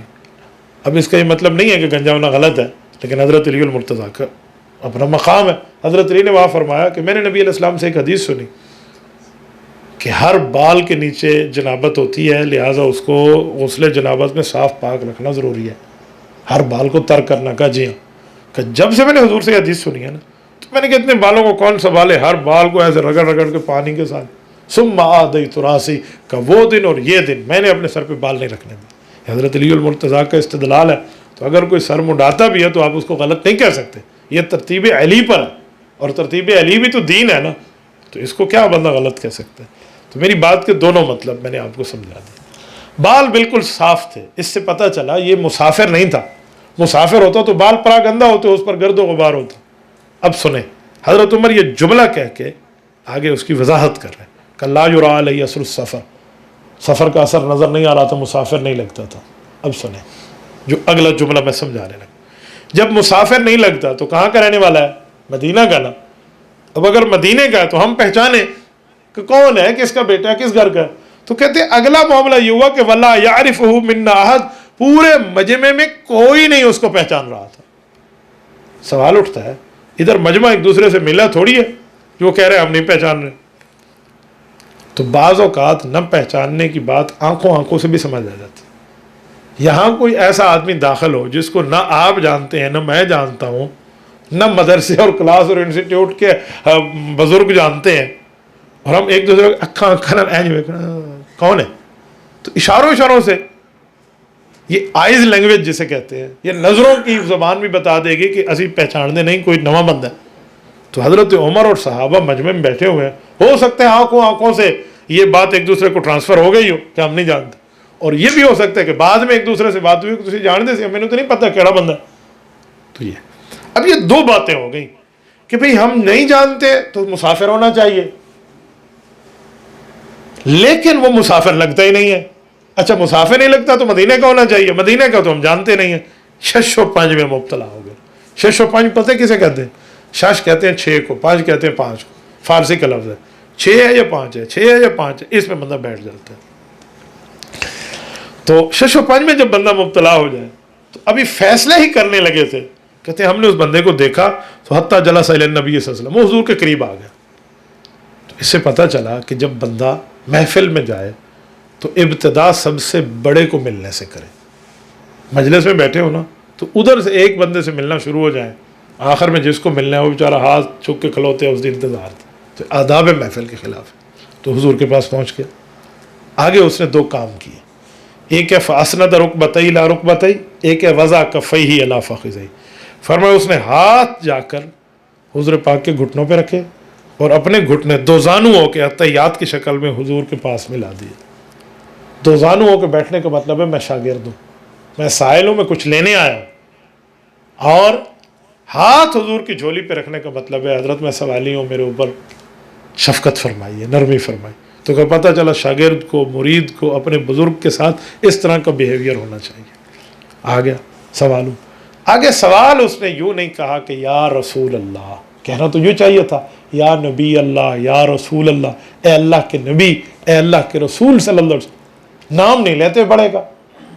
جب بڑا سامنے ہو، ہمارے یہاں کوئی ڈی سی دے کول چلا جائے، ڈی سی صاحب، کوئی نہیں کہتا حنیف رائے، اور نہ نہیں چکنا لفظ ڈی سی صاحب، اے سی صاحب. تو ڈی سی اے سی کے نام ہم نہ لیں، ادب کا لحاظ رکھیں. سرکار کے لیے تو کائنات بنائی گئی ہے. ادھر اس بندے نے حضور کا نام لیا کہ یا محمد صلی اللہ علیہ وسلم. اس پہ ہم بڑی حیرانگی ہوئی کہ یار یہ بندہ پوچھنے والا ہے، بات سمجھنے والا ہے، حضور کو تو ہم نام لے کر نہیں پکارتے، یہ اس طرح کیوں کہہ رہا ہے؟ اس سے ایک جملہ سمجھ آیا کہ یہ آنے والا ایک عجیب و غریب ترتیب پہ آ رہا تھا. آنے والا امتی انسانوں میں نہیں تھا، یہ تو فرشتہ تھا، اس لیے اس نے نام لے کر پکارا. یہ بعد میں عقدہ کھلا ان پر. اخبرنی عن الاسلام، اسلام بتائیں. اور اگلا سوال اخبرنی عن الایمان، ایمان بتائیں. ایمان اور اسلام میں کیا فرق ہے؟ ایمان دل مانے، زبان اقرار کرے. تصدیق بالجنان، اقرار باللسان. زبان مانے اور دل تصدیق کرے، یہ ہے ایمان. یہ دونوں کا تعلق جسم کے اندر سے ہے. تو ایمان اندر میں وہ رب جانتا ہے. جو اسلام ہے اس کا تعلق جسم کے باہر سے ہے. میری شکل، میرا لباس، میری ترتیب، میری بود و باش، میرا لیونگ اسٹائل، میرا اٹھک بیٹھک، یہ حضور کے فرمان کے مطابق ہو، اسے کہتے ہیں اسلام. اندر مانے ایمان، باہر اپنے آپ کو مسلمان والی شکل دے تو اسلام. تو اس نے دونوں سوال کیے، پہلے باہر کا پوچھا پھر اندر کا پوچھا کہ اخبرنی عن الاسلام، اسلام بتائیں. تو نبی علیہ السلام نے فرمایا ان تشہد اللہ الہ الا اللہ وان محمد رسول اللہ، توحید اور رسالت ماننی، اللہ ایک ہے اور رسول اللہ صلی اللہ علیہ وسلم اللہ کے رسول ہے. کہا جی بہت اچھا. تو قیم الصلاۃ، نماز قائم کرنی ہوگی. یہاں یہ لفظ نہیں ہے تقرأ الصلاۃ، نماز پڑھنی ہوگی. ایک ہے نماز کا پڑھنا، ایک ہے نماز کا قائم کرنا، فرق ہے. نماز کا پڑھنے کا مطلب ہے این پڑھ دے رہا ہوں، اور نماز کے قائم کا مطلب ہے کہ تمہیں پتہ ہونا چاہیے اتنے بجے وقت شروع ہو رہا ہے، اتنے بجے ختم ہو رہا ہے. تاکہ میں کہیں شہر پہ نہ ہوں، ٹریول پہ ہوں، سفر پہ ہوں، تو مجھے پتہ ہونا چاہیے کہ اس وقت میں نماز کا وقت باقی ہے باقی نہیں. اہتمام کے ساتھ، یہ ہے قیام نماز. تو الزکوٰۃ، زکوٰۃ کی ادائیگی. زکوٰۃ کی ادائیگی سے مال پاک ہو جاتا ہے. مجھ سے ایک دن ایک شخص نے سوال کیا، اس نے کہا پہلے ہمارا کوئی حرام مال تھا جو وہ پلید تھا، زکوٰۃ دیں گے تو پاک ہو جائے گا. میں نے کہا بھائی آپ بات سمجھے نہیں ہیں. حرام اور حلال کی بات کا نہیں ہے، یہ غریب کا حصہ تھا جو تم نے کھایا ہوا تھا، اس لیے وہ حلال حرام ہے، چاہے وہ آپ نے حلال کمایا. جب غریب کا حصہ چلا گیا تو پیچھے حلال پاک ہو گیا. انہوں نے کہا میں سمجھا نہیں، حلال مال میں حرام کیسے آ سکتا ہے؟ میں نے کہا ٹھیک ہے. میں نے کہا آپ قربانی کرتے ہیں؟ جی کرتا. کس چیز کی؟ گائے کی، بکری کی، بھیڑ کی، اونٹ کی، دمبے کی. ٹھیک ہے، کوئی سا جانور کسی کا ایک کا نام لے لیں. کہا جی بکری. میں نے کہا چلو بکری حلال ہے؟ جی حلال ہے. میں نے کہا لکھ دے مجھے. لکھ دوں کا کیا مطلب؟ میں نے کہا لکھ دیں، میں مسئلہ سمجھا رہا ہوں. اس نے کاغذ پہ لکھ دیا بکری حلال ہے. میں نے کہا میرا سوال ہے ساری بکری حلال ہے؟ کہتے نہیں، حدیث پاک کے مطابق اس کے 7 چیزیں تو نہیں کھانی، دم مسفوح نہیں کھانا، فلاں نہیں کھانا، فلاں نہیں کھانا، فلاں، جیسے حدیث جو چیزیں ہم نکال کے پھینک دے دیں. تو میں نے کہا جب بکری حلال ہے تو یہ حرام کتوں آ گیا؟ میرے مسئلہ سمجھ آ گیا. میں نے کہا اللہ کے بندے، یہ غریب کا حق تھا جو تو نے اپنے ماں. اب پتہ ہے غریب کا کتنا حق ہے؟ پورے سال میں 1 لاکھ کے اوپر صرف 2500 روپیہ. پورے سال میں وہ بھی ایک دفعہ. اس سال کے درمیان آپ کے پاس 1000 دفعہ لاکھ روپے آ جائے اس پر نہیں ہے. شروع سال اور آخر سال میں ایک دن پورا. میں مثال دے رہا ہوں، یکم رمضان ہم نے زکوٰۃ کا دن رکھا ہے، تو یکم رمضان سے یکم رمضان تک کے مال ہے نا، اس کے دوران جتنا مال آئے گا اس کی زکوٰۃ کی بات نہیں ہے. جتنا مال آئے گا اس کو تو مسئلہ نہیں. یکم رمضان کو میں 1 لاکھ کا مالک ہوں، اگلے یکم رمضان کو میں 2 لاکھ کا مالک ہوں، درمیان میں کروڑوں آئے اور کروڑوں گئے، اب میں اگلے سال 2 لاکھ کی زکوٰۃ دوں گا. یہ نہیں کہوں گا پیچھے میرا کروڑ روپے گیا، 2 کروڑ گیا، 10 کروڑ گیا. اگر میں اس دن جس دن میں نے زکوٰۃ نکالنی ہے، کیونکہ زکوٰۃ کے لیے دن مقرر کرنا ضروری ہے، لوگ مہینہ مقرر کرتے ہیں، یہ دن ہونا چاہیے. اس دن میں بندہ اپنی جیب کو کھنگال کے دیکھے میرے پاس کتنا پیسہ، اتنی سی زکوٰۃ کی بات تو بہت آسان چیز ہے. تیسرا فرمایا تصوم رمضان، رمضان کا روزہ، رمضان مبارک کے روزے رکھنا یہ ضروری ہے. اب تازہ رمضان گزرا، اب شوال ہمارا چل رہا ہے. رمضان میں روزہ پتہ کس نیت سے رکھیں کہ اللہ راضی ہو جائے. اس نیت سے نہیں رکھنا چاہیے کہ میری ہیلتھ ٹھیک ہو جائے گی، صحت مند ہو جاؤں گا، ویٹ لاس کر لوں گا، اپنا وزن ٹھیک ہو جائے گا. روزہ طبیعت کے سامنے رکھ کے نہ رکھیں، روزہ شریعت کو دیکھ کے رکھیں. ایک دوست مجھے کہہ رہا تھا روزہ کے طبی فائدے گنوا دیں. طبی طور پہ کیا فائدے؟ میں نے کہا بھائی میں گنوا بھی دوں تو کیا فائدہ آئے گا؟ تو پھر اس وجہ سے رکھے گا کہ طبیعت کا یہ فائدہ ہے، یہ فائدہ ہے، یہ مولوی دسیا، وہ اللہ کے رسول دسیا ہے، اللہ راضی ہو جائے گا، اس کو سامنے رکھ. تو مجھے کہنے لگا نہیں حضرت طبیعت کا فائدہ بھی تو ہونا چاہیے نا شریعت میں، ہم کسی کو بتائیں تو مزہ تو آئے. میں نے کہا بعض جگہ طبیعت کو کوئی فائدہ نہیں ہوتا پھر بھی شریعت ماننی پڑتی. اور کیا مطلب؟ میں نے کہا جب جہاد میں بندہ شہید ہوتا ہے تو شہادت کے طبی فوائد کیا ہے؟ آپ مجھے بتائیں بندہ شہید ہو گیا، خون نکل رہا ہے، گردن کٹ گئی، زندگی ختم، دسو طبیعت کا کیڑا فائدہ ہے؟ کہتے یہ تو سارا نقصان ہے. میں نے کہا طبیعت کا نقصان ہے، شریعت میں اس بندے کا فائدہ ہے. تو طبی فوائد کو نہیں دیکھتے، شرعی فوائد کو دیکھتے ہیں. کہتے مسئلہ مجھے سمجھ آ گیا. تو بعض چیزیں ایسی ہوتی ہیں جن میں ہم اپنی طرف سے بات ڈالتے ہیں تو بات بنتی نہیں ہے. تحج البیت ان استطعت الیہ سبیلا، حج بندے پر پوری زندگی میں ایک مرتبہ کرنا فرض ہے اگر اس کے پاس 3 شرطیں پوری ہوں. آنے جانے کا راستہ پرامن ہو. یہ کیوں کہا کہ اس زمانے میں قافلے راستے میں لٹ جاتے تھے. دوسرا آنے جانے کا خرچ موجود ہو. مکہ مکرمہ جتنا آنے جانے کا خرچ ہو، اگرچہ اس میں آپ مدینہ کا خرچہ اس بندے کے پاس نہ ہو، صرف مکہ آ جا سکتا ہو نا تو حج فرض ہو جاتا. تیسرا کہ جتنے دن یہ حج پہ رہے گا اتنے دن جو اس کی ذمہ داری میں اس کے گھر والے ہیں وہ بھوکے نہ رہیں، ان کے پاس بھی کھانے پینے کا سامان لو. یہ 3 چیزیں اس بندے کے پاس ہیں، اس پر حج فرض ہے. ہمارے نبی پاک علیہ السلام کتنے شفیق، رحیم، نرم، مہربان ہیں. وہ نبی اس مسئلے پر اتنی مضبوطی اور سختی دکھاتے ہیں بندہ حیران ہو جائے. حضور صلی اللہ علیہ وسلم نے فرمایا جس پہ حج فرض ہے اور اس نے حج نہیں کیا، جان بوجھ کے لیٹ کیا، فرمایا یہ میرا یہ امتی یہودیوں میں جا کے مر جائے یا عیسائیوں میں جا کے مر جائے، میں نبی کو کوئی پرواہ نہیں. یہ اتنی بڑی اور بھاری ایک روایت کی بات میں کر رہا ہوں جس پر دل دہل جاتا ہے. تو اس لیے حج فرض ہو جائے تو حج کرنا چاہیے، حج کو نہیں چھوڑنا. جس نے حج نہیں کیا نا اس نے نہیں کیا، اسے پتہ ہی نہیں ہے کیا. اور جس نے حج کیا ہے نا اسے آپ کچھ بھی کہتے ہیں نا وہ آپ کو کہے گا کہ حج کہتے کسے. جب تک میرا حج کا سفر نہیں ہوا تھا میرا اللہ جانتا ہے، میں حدیث پاک کی کتاب کے سامنے بیٹھا ہوں، حضرت بس ایسے ہی ہم کہتے تھے حج حج حج حج. خدا کی قسم جس دن میں نے عرفات میں 9 ذو الحجہ کا وقت گزارا، میرا رب جانتے ہیں میں آج تک اپنی وہ ایمانی کیفیت کو نہیں بھول سکتا. اللہ ہم سب مسلمانوں کو عطا فرمائے. تو حج زندگی میں یہ حضور نے فرمایا. تو کہتے ہیں اس نے کہا صدقتا، آپ نے سچ فرمایا. ہم بڑے حیران ہوئے، یسألو یصدقو، کہتے ہیں سچ فرمایا تو پھر پوچھا کیوں ہے؟ تو یہ بندہ بڑی عجیب بات کر رہا ہے. تو کہتے ہیں اس نے دوسرا سوال کیا، ایمان بتائیں.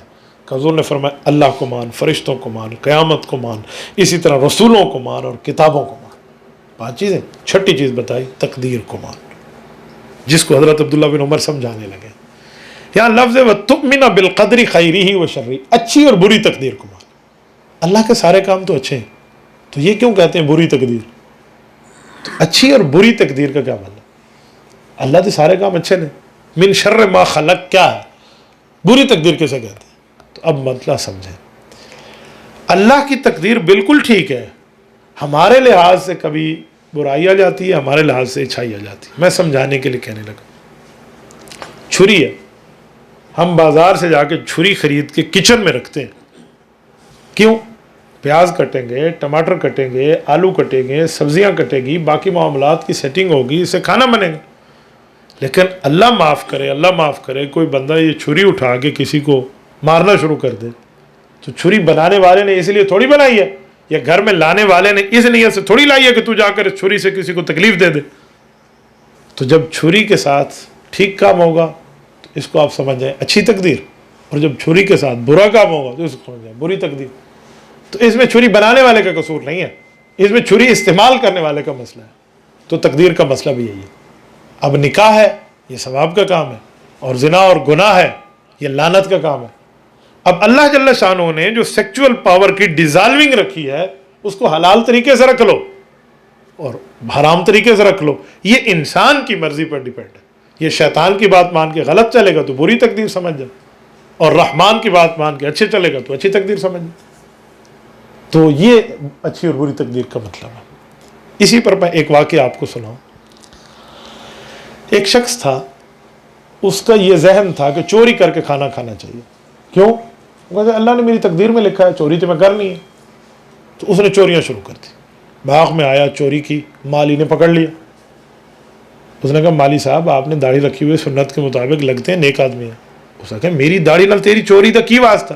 نہیں، آپ کو مسئلہ نہیں پتا۔ تو اس نے کہا چور بھی مسئلے بتائیں گے؟ ہاں مسئلہ ہے، اللہ نے تقدیر لکھی ہے یا نہیں لکھی؟ تو مالی صوفی صاحب تھا، عالم نہیں تھا۔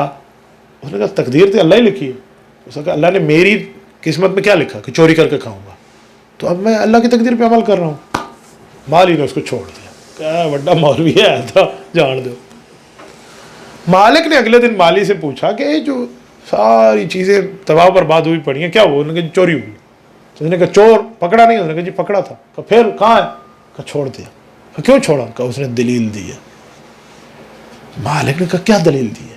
اس نے دلیل بتائی۔ مالک بھی پریشان ہو گیا۔ اس نے کہا مالی یار اب چور بھی دلیلیں دیں گے، پریشان ہو گیا کیا کروں؟ تو اس کو دوستوں نے کہا جی مولوی صاحب کے پاس چلے جاؤ، یہ مولویوں کا مسئلہ ہے، وہ تو دسنا ہے۔ انہوں نے کہا یار بات تو ٹھیک ہے، مولوی صاحب کے پاس ہے، حضرت میں فلاں بندہ ہوں۔ ہاں جی ٹھیک ہے، میں آپ کو جانتا ہوں، آپ فلاں ہیں۔ حضرت ہمارے یہاں ایک مسئلہ ہوا ہے۔ کیا ہوا؟ کہ چور آیا، یہ دلیل دے گیا۔ مولوی صاحب نے مسئلہ سنا، زیر لب مسکرائے اور کہنے لگے کہ بھائی مجھے لگتا ہے وہ چور اب عادی چور بن گیا، وہ آج رات پھر بھی آئے گا۔ کیوں؟ وہ دلیل دے گیا ہے نا، اور مالی نے چھوڑ دیا، وہ دلیل دے کے پھر آ جانا ہے۔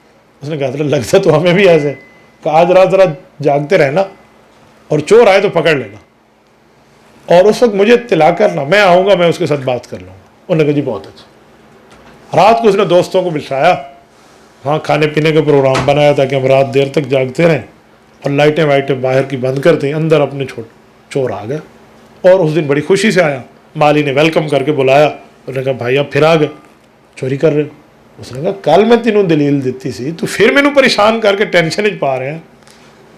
پھر اس نے جب چوری کر لی نا ساری مال اکٹھا کر کے جان لگا، اس نے کہا ٹھہر، کہا یار میں نے تمہیں سمجھایا نہیں تھا۔ اس نے کہا ہمارا مولوی صاحب آیا ہوا ہے، انہوں سمجھا۔ تو مولوی صاحب بھی آ گئے، اور لیکن مولوی صاحب اپنے ساتھ ایک بڑا سا ڈنڈا لے کر آئے، او بڑا ایسے کوئی بیمبو شیمبو پورا تھا، چور پکڑ کے آ گئے، ڈنڈا انہوں نے چھپا کے رکھا تھا۔ تو اب یہ سارے بیٹھے، انہوں نے کہا ہاں بھائی چوری کیوں کر رہا ہے؟ تو اس نے کہا مولوی صاحب اچھے بھلے آدمی ہو، دیندار ہو، چہرے پہ سنت رسول ہے، تو انہوں مسئلہ نہیں پتا اللہ تقدیر لکھی ہے؟ انہوں نے کہا اللہ نے کیا لکھا؟ کہ اللہ نے میری تقدیر میں چوری کر کے کھانا لکھا تھا، میں اللہ کی تقدیر پہ عمل کر رہا ہوں۔ مولوی صاحب نے کہا ٹھیک ہے۔ جب مولوی صاحب نے کہا ٹھیک ہے، چور کہنے لگا ان کو اب مجھے چھوڑ دیں، مولوی صاحب نے بھی ٹھیک ہے۔ انہوں نے کہا نہیں ابھی آدھی بات ہوئی۔ دو طالب علم ماشاء اللہ وہ پٹھان دوست اس نے لائے ہوئے تھے، وہ ڈنڈے اٹھائے، انہوں نے کہا بیٹا اٹھاؤ اور اس کے سر پہ مارو کو 2 4 5۔ اب وہ جو ڈنڈے اس کو وجہ نے نا وہ سر میں لگے اس کو، اب وہ کہ وائی وائی۔ مولوی صاحب نے کہا وائی وائی کیوں کرتا ہے؟ اللہ نے تیری قسمت میں چوری کر کے کھانا لکھا ہے تو ڈنڈے کھانا بھی تو لکھا ہے، لہٰذا اللہ کی تقدیر پہ عمل کر، ڈنڈے کھا۔ حضرت مینوں مسئلہ سمجھ آ گیا، اچھی بری تقدیر کا کیڑا مسئلہ ہے۔ تو یہ تقدیر ہے جو عام طور پہ لوگوں کو سمجھ نہیں آتی، کچھ واجد فعل سمجھ آتے ہیں۔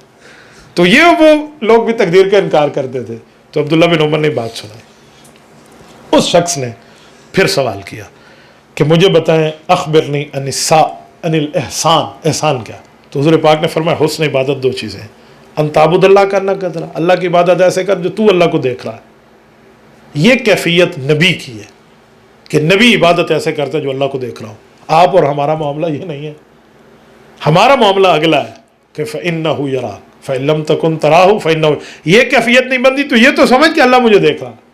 ایک عبادت غیبوبت ہے، ایک عبادت مشاہدہ ہے۔ عبادت مشاہدہ نبی کی ہے، نبی خدا کو، خدا نبی کو دیکھ کر عبادت ہوتی ہے، اور عبادت غیبوبت ہماری ہے کہ ہم اللہ کو نہیں دیکھتے، اللہ ہمیں دیکھ رہا۔ اگلا سوال اس نے کہا فَأَخْبِرْنِي عَنِ السَّاعَةِ، بتائیں قیامت کب آئے گی؟ اب اس کا جواب حضور نے کیا دیا؟ مَلْ مَسْئُولُ عَنْهَا بِعَلَمٍ مِّنَ السَّائِلِ، جتنا تجھے پتہ ہے اتنا مجھے پتہ ہے۔ کیا مطلب؟ کہ اللہ کو ایگزیکٹلی ٹائم پتہ ہے وہ کون سا جمعہ ہے، کون سا وقت ہے، کس جمعے میں کس وقت میں قیامت قائم ہونی ہے، یہ ایگزیکٹلی ٹائم اللہ کے علم ہے۔ ان اللہ عنده علم الساعہ، یہ اللہ کو پتہ ہے۔ تو اس فرشتے نے کہا کہ یا رسول اللہ اتنی بات تو ٹھیک ہے کہ اللہ کو پتہ ہے، لیکن جو نشانیاں آپ کو پتہ ہے وہ آپ بتائیں گے۔ اخبرنی عن امارات، نشانیاں پھر تسی دسنے نے۔ تو جو صحابہ کے دل میں سوال تھا وہی وہ بندہ کر رہا ہے، تو حضور نے فرمایا نشانی میں بتا دیتا ہوں۔ حضور نے 2 نشانیاں بتائی۔ اللہ اکبر، ان تلد الامۃ ربتہا، فرمایا باندھی اپنے آقا کو جنے گی۔ کیا مطلب؟ ان تلد الامۃ ربتہا، باندھی ماں بن رہی ہے اور آقا بیٹا بن رہا ہے۔ باندھی ماں بن رہی ہے اور بیٹی اس کی آقا بن رہی ہے۔ کیا مطلب؟ قیامت سے پہلے کی نشانی یہ ہے کہ گھر میں باپ کی حیثیت نوکر کی ہوگی اور بیٹے کی حیثیت مالک کی ہوگی۔ یہ نشانی، ماں کی حیثیت نوکرانی سی ہوگی اور بیٹی کی حیثیت مالکن سی ہوگی۔ آپ اندازہ لگے کیا ہو، یعنی اس بندے نے اپنے ماں باپ کو اپنا محتاج بنا کے رکھ دینا ہے، اس ظالم کے ظلم کی وجہ سے پھر قیامت آئے گی۔ تو ہمیں اپنے گھر میں اپنے والدین سے تعلق دیکھنا چاہیے۔ اگر ہم نے یہی اپنایا ہے تو پھر تو قیامت آ رہی، لہٰذا ہمیں تعلق کو ٹھیک رکھنا چاہیے۔ ماں باپ سے تعلق بندے کا ٹھیک، وہ کہتے ہیں نا پیو مانو کدی غلط نے کہوی باہیں لکھ نہ تو قصور ہوئے۔ والدین کے ساتھ بندے کی لڑائی بنتی ہی نہیں ہے۔ والد کے معاملے میں نبی علیہ الصلوۃ والسلام کو ایک بیٹے نے شکایت لگائی تو آپ علیہ الصلوۃ والسلام نے اس کے گریبان پہ ہاتھ رکھ کے فرمایا انت و مالک لابیک، فرمایا تو اور تیرا کمایا ہوا مال تیرے ابا کا ہے۔ مجھ سے 4 دن پہلے ایک دوست نے کال کی، عید مبارک کی، کہتے جی ایک سوال ہے، پوچھیں۔ مجھے میرے ابا نے کاروبار کے لیے پیسے دیے تھے، ماشاءاللہ وہ اب تو اتنا زیادہ ہو گیا، تو اب میں اس سے ایک اپنا سیپریٹ بزنس بنانا چاہ رہا ہوں۔ میں نے کہا ابا سے مشورہ کیا؟ ابا کا اس میں کیا لینا دینا، وہ تو میرا کاروبار تھا، ابا نے تو مجھے دیے تھے، اپنا اصل مال جو ہوگا ابا کا اصل مال واپس کر دوں گا، جو پروفٹ ہے وہ تو میرا ہے۔ جی واہ سبحان اللہ، ایسے ہوتے ہیں؟ میں نے کہا ابا اب تمہیں مال نہ دیتا تو کاروبار کر سکتا؟ کہ جی نہیں۔ تو میں نے کہا پھر پروفٹ بھی اسی کا ہے؟ ہاں وہ والے سب تمہیں دے دیں، باقی بہن بھائیوں کو چھوڑ کے بھی یار بیٹا یہ تم ہی رکھ لو، میں باقیوں کو سنبھال لوں گا، پھر اور بات ہے۔ وہ پروفٹ بھی اس کا ہے۔ اس نے 2 دفعہ مجھ سے کہا کنفرم ہے آپ کو، بھول تو نہیں رہے؟ میں کہا جی بیٹا مینو کنفرم ہے، وہ ابا جی دے مال ہے۔ اچھا میں تو ایک پارٹی سے ڈیل کرایا ہوں، 4-5 کروڑ روپے کی شاید بات تھی۔ حضرت وہ تو بڑی رقم ہے۔ میں نے کہا بیٹا بڑی ہو یا چھوٹی ہو مجھے اس سے کوئی لینا دینا نہیں ہے، میرے یہ 2 فرشتے اللہ کی طرف سے CCTV فوٹیج ہے، میں صحیح مسئلہ بتاؤں گا تو اللہ کا ثواب ملے گا، برا بتاؤں گا تو میری گردن پکڑی جائے گی، اور میں اپنی گردن نو جہنم دا پل نہیں بنانا۔ میں تمہیں بتا رہا ہوں مال والد کا، ہاں ابا سے مشورہ کر لو، وہ تمہیں دینا چاہے دے دے جو بھی ہے، یا پھر اپنی تنخواہ ابا سے طے کر لیتے کہ ابا جی میں آپ کا کام کر رہا ہوں، تو کوئی تو درمیان میں ہوگا، سارے مال کے مالک تم نہیں ہو۔ اچھا ٹھیک ہے جزاک اللہ۔ بعد میں پھر اس کی دوسرے دن کال آئی، اس نے مجھے کہا کہ حضرت آپ نے مجھے جہنم سے بچا لیا۔ میرے سارے کالج کے دوست مجھے کہہ رہے تھے تیرے پیو نو تو پتہ ہی کوئی نہیں، چھاڑ دے، نہیں دس رہا ابے نو۔ وہ پوری ایک واردات ڈالنے کا پروگرام تھا ان کا، وہ سارے دوستوں نے گمراہ کر دیا۔ تو ماں باپ سے تعلق بندے کو نہیں توڑنا چاہیے۔ میرے ایک شاگرد ہیں، مجھے کہتے ہیں کہ شادی کے بعد میری امی مجھ سے بدل گئی ہیں۔ میں نے کہا وہ کیسے؟ کہتے میرے بچوں سے پیار نہیں کرتی میری ماں، میرے بڑے بھائی کے بچوں سے پیار کرتی ہے، میری بہن کے بچوں سے پیار کرتی ہے امی، میرے بچوں سے پیار نہیں کرتی۔ میں نے کہا تیری شادی کس نے کرائی؟ کہتے امی نے۔ میں نے کہا بدلی کب؟ کہتے جب میرے بچے پیدا ہوئے امی حسد میں آ گئے۔ میں نے کہا ایسے نہیں ہوتا، کوئی اور کہتے نا گال وچ ہو رہے، میں کوئی اور مسئلہ ہوگا، ایسے نہیں ہے، کوئی وجہ ہوگی۔ کل تیرے امی نے تیرے لیے پاؤں گھسا گھسا کے، جوتی گھسا گھسا کے تیرے لیے دلہن ڈھونڈی، تیرے گھر کو سجایا، آج ماں بدل گئی ہے، کوئی اور مسئلہ۔ حضرت بات کھولتے کھولتے کھولتے جب ہم پہنچے نا تو بات یہ نکلی کہ اس کی بیوی کی اس کی ماں کے ساتھ بنتی نہیں تھی، تو اس نے اس کی ماں کو برا منہ دکھانا شروع کر دیا، اس کے کہنے نہیں مانے، اس کے مطابق اس کی عزت نہیں کی، تو وہ اس کی بچوں کی بھی عزت نہیں کرتی تھی۔ تو میں نے کہا جی بیوی کو کہو جا کر وہ آپ کی امی سے معذرت کر لیں۔ وہ کہتی ہے میں کو غلط ہوں۔ میں نے کہا آپ کہہ دیں جا کے معذرت کر لے، اس خاتون نے جو آج آپ کی بیوی ہے کل اس نے بھی ساس بننا ہے، آج یہ بہو ہے کل کی ساس ہے، تو کل اس کا بیٹا اگر اپنی بیوی کو ساتھ لے کے اس کو رلائے گا تو جو اس نے رونا ہے آج جا کے معافی مانگے۔ معافی ہو گئی۔ اتنی محبت پڑی کہ وہ مجھے کہتے اب میری والدہ میرے ہی بچوں کو جیسے گود میں بٹھاتی ہے نا، باغے میں نہیں بٹھا دی۔ اصل مسئلہ جڑا سی تسی اتنے نہیں ہے۔ تو ماں باپ کبھی بھی بندے کے مخالف نہیں ہوتے۔ بیٹا بڑا ہو جائے نا اور کمانے والا ہو جائے اور والد اس کو کبھی کوئی سخت جملہ کہہ دے تو والد سخت نہیں کہہ رہا ہوتا، وہ دیکھ رہا ہوتا ہے کہ یہ کل میرے سینے پہ پل کے جمع ہوا ہے، آج بدلتے نہیں گیا، 4 روپے اس دے کو آ گئے نے، اس دا کوئی ترتیب بدلتے نہیں گئے۔ تو میں نوجوانوں کو کہتا ہوں کہ یہ معاملہ ذرا دیکھا کر، کچھ بھی ہو جائے وہ ایسے۔ آج ہمارے یہاں ایک عجیب معاملہ، ایک اسکول کی کارگزاری میرے پاس آئی کہ وہ بچہ کہہ رہا ہے اپنی اماں کو کہ آپ اسکول میں مجھے لینے آئیں گی، بس یہ کہیں گی کہ میں ان کے گھر میں کام کرتی ہوں، یہ لگا نا میں ان کی ماں ہوں۔ ماں نے کہا بیٹا کیوں؟ کمی آپ کے کپڑے میلے ہوتے ہیں تو میری وہاں اسٹیٹس کو متاثر ہوتا ہے، میری بےزتی ہوتی ہے، ماں میلے کپڑے پا کے آئیے۔ یعنی 6 کلاس 5 کلاس کا بچہ ہے اور یہ اس کا مائنڈ سیٹ بن گیا ہے، اس تعلیم کا فائدہ جو مجھے ماں باپ سے دور کر دے۔ اولڈ از گولڈ تو ماں باپ ہے، جتنے پرانے ہو جائیں اتنے ہمارے لیے قیمتی ہیں۔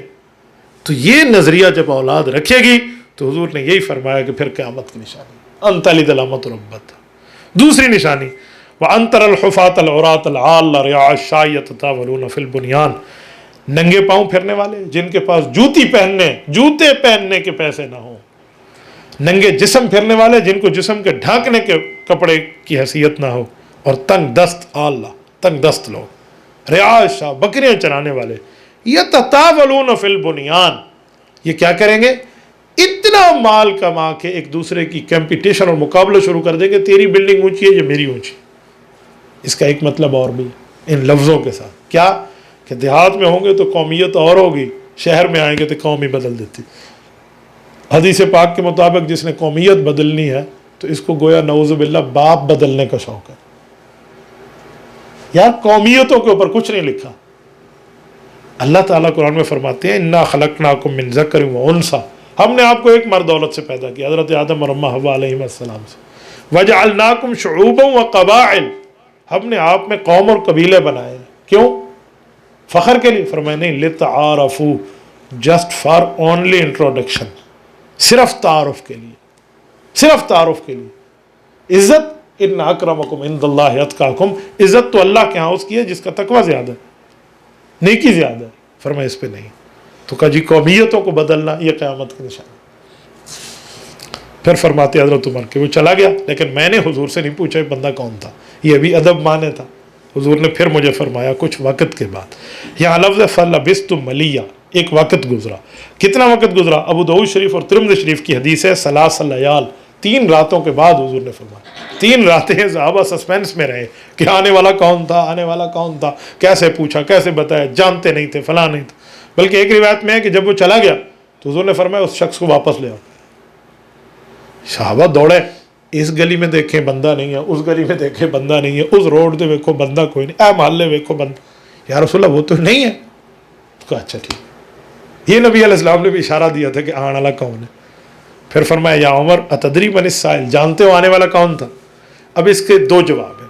ایک جواب وہ ہے جو حضرت عمر نے دیا ہے، اللہ ورسولہ عالم، اللہ کے رسول جانتا ہے۔ اور ایک جواب یہ ہے ما علمت، مجھے نہیں پتا۔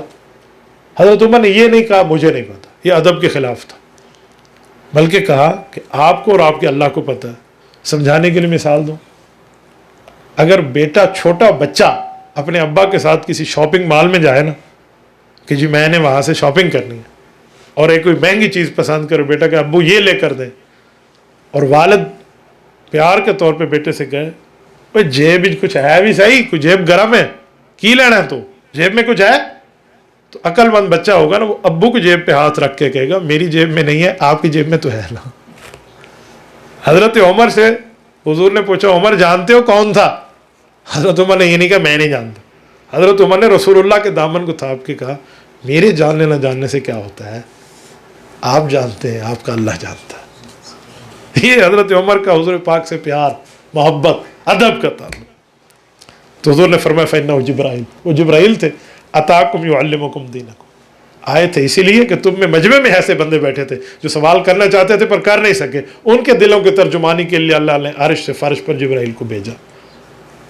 یہ ہے پیغمبر کے صحابہ اور اہل بیت کی عظمت کہ جن کے دل میں سوال آئے رب اوپر سے فرشتہ بھیج دے اور فرشتوں کا سردار بھیج دے.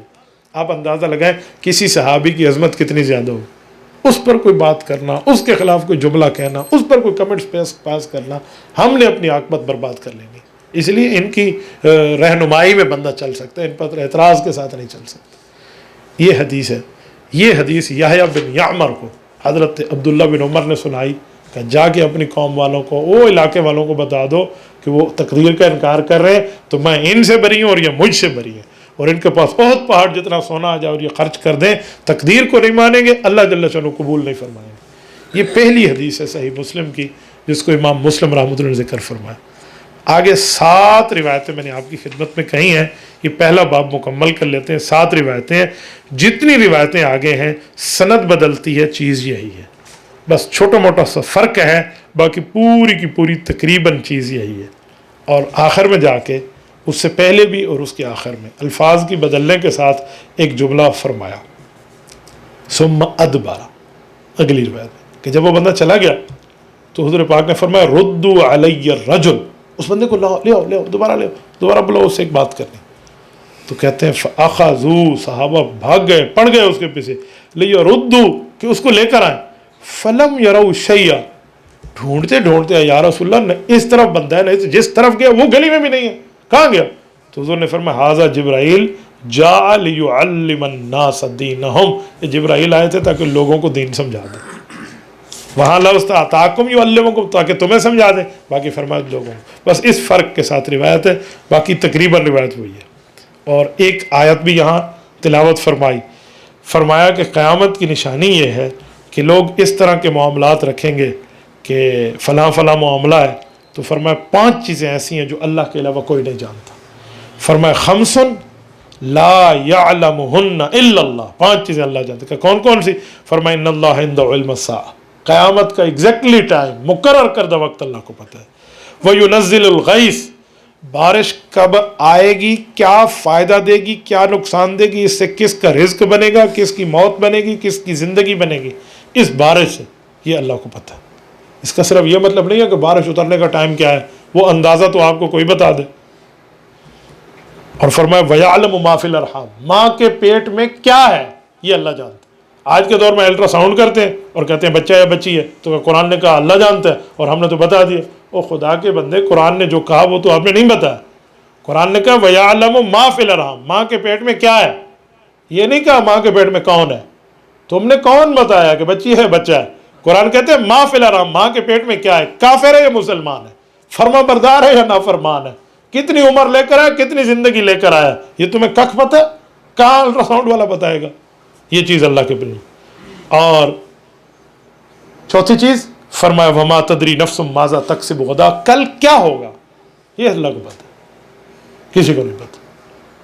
وہ کہتے ہیں کہ علاقے میں ایک بندہ گیا، لوگوں کو کہہ رہا تھا میں 10 سال کے بعد کی خبریں جانتا ہوں، تیرے ساتھ اے ہونا ہے، تو ہاتھ بھی کھا، تیرے نال اے ہونا ہے، ہاتھ دل لکیریں چاہے پرسوں اے ہونا ہے. کہتے ہیں ایک بزرگ بابا جی اپنے ساتھ 2-4 منڈے لے کے آ گئے، تو انہوں نے جوتیاں ووتیاں کھلے والے سنبھال رکھے سن بھی اس دن ایسی گال کرنی ہے. اور آ کر کہا کہ بابا جی ذرا بتاؤ، آپ 10 سال بعد کی علم غیب کی خبریں دے رہے ہیں، یہ ابھی کیا ہوگا؟ اس نے کہا بس ہم یہاں بیٹھے ہوں گے، بس بادل آئیں گے، ٹھنڈا موسم ہوگا، اور دسو. انہوں نے پھر اسے اچھی بھلی اتنے لتریشن کی تھی، وہاں سے وہ بھاگ گئے. اس نے کہا تینوں اے نہیں پتہ 10 منٹ بعد میں کھولے پونے نے اور لتر پولا ہونا ہے میرے نال، اور تو لوگوں کو 10 سال بعد کی خبر بتا رہا ہے. یہ اللہ کی معاملات ہے، اس کی ڈومین میں تو انٹری کر رہا ہے. تو چوتھی چیز یہ. 5ویں اور آخری چیز وما تدری نفس ماذا تکسب غدا وما تدری نفس بأی ارض تموت، کس آدمی کو کس زمین پر موت آنی ہے، کس جگہ موت آنی ہے، یہ اللہ کے علم، یہ اللہ کو پتہ ہے، اس کا علم کسی اور کو نہیں ہے. کہتے ہیں حضور پاک نے یہی فرمایا اور وہ اس کے بعد چلا گیا۔ یہ 7 روایتوں کی پورے خلاصہ میں نے آپ کی خدمت میں رکھا ہے۔ تو آج مسلم شریف کا افتتاح تھا، آگے یہ اساتذہ چلائیں گے انشاءاللہ اس حدیث پاک کے معاملات کو۔ تو جو ابتدائی باتیں تھیں وہ میں نے آپ کی خدمت میں رکھ دی۔ اللہ تعالیٰ ہمیں عمل کی توفیق عطا فرمائے، دین اسلام شریعت اسلامیہ پہ عمل کی توفیق عطا فرمائے، اللہ جل شانہ اس کو قبول فرمائے۔ جزاکم اللہ تعالی۔ اقول قولی ھذا واستغفر اللہ وآخر دعوانا ان الحمد للہ رب العالمین۔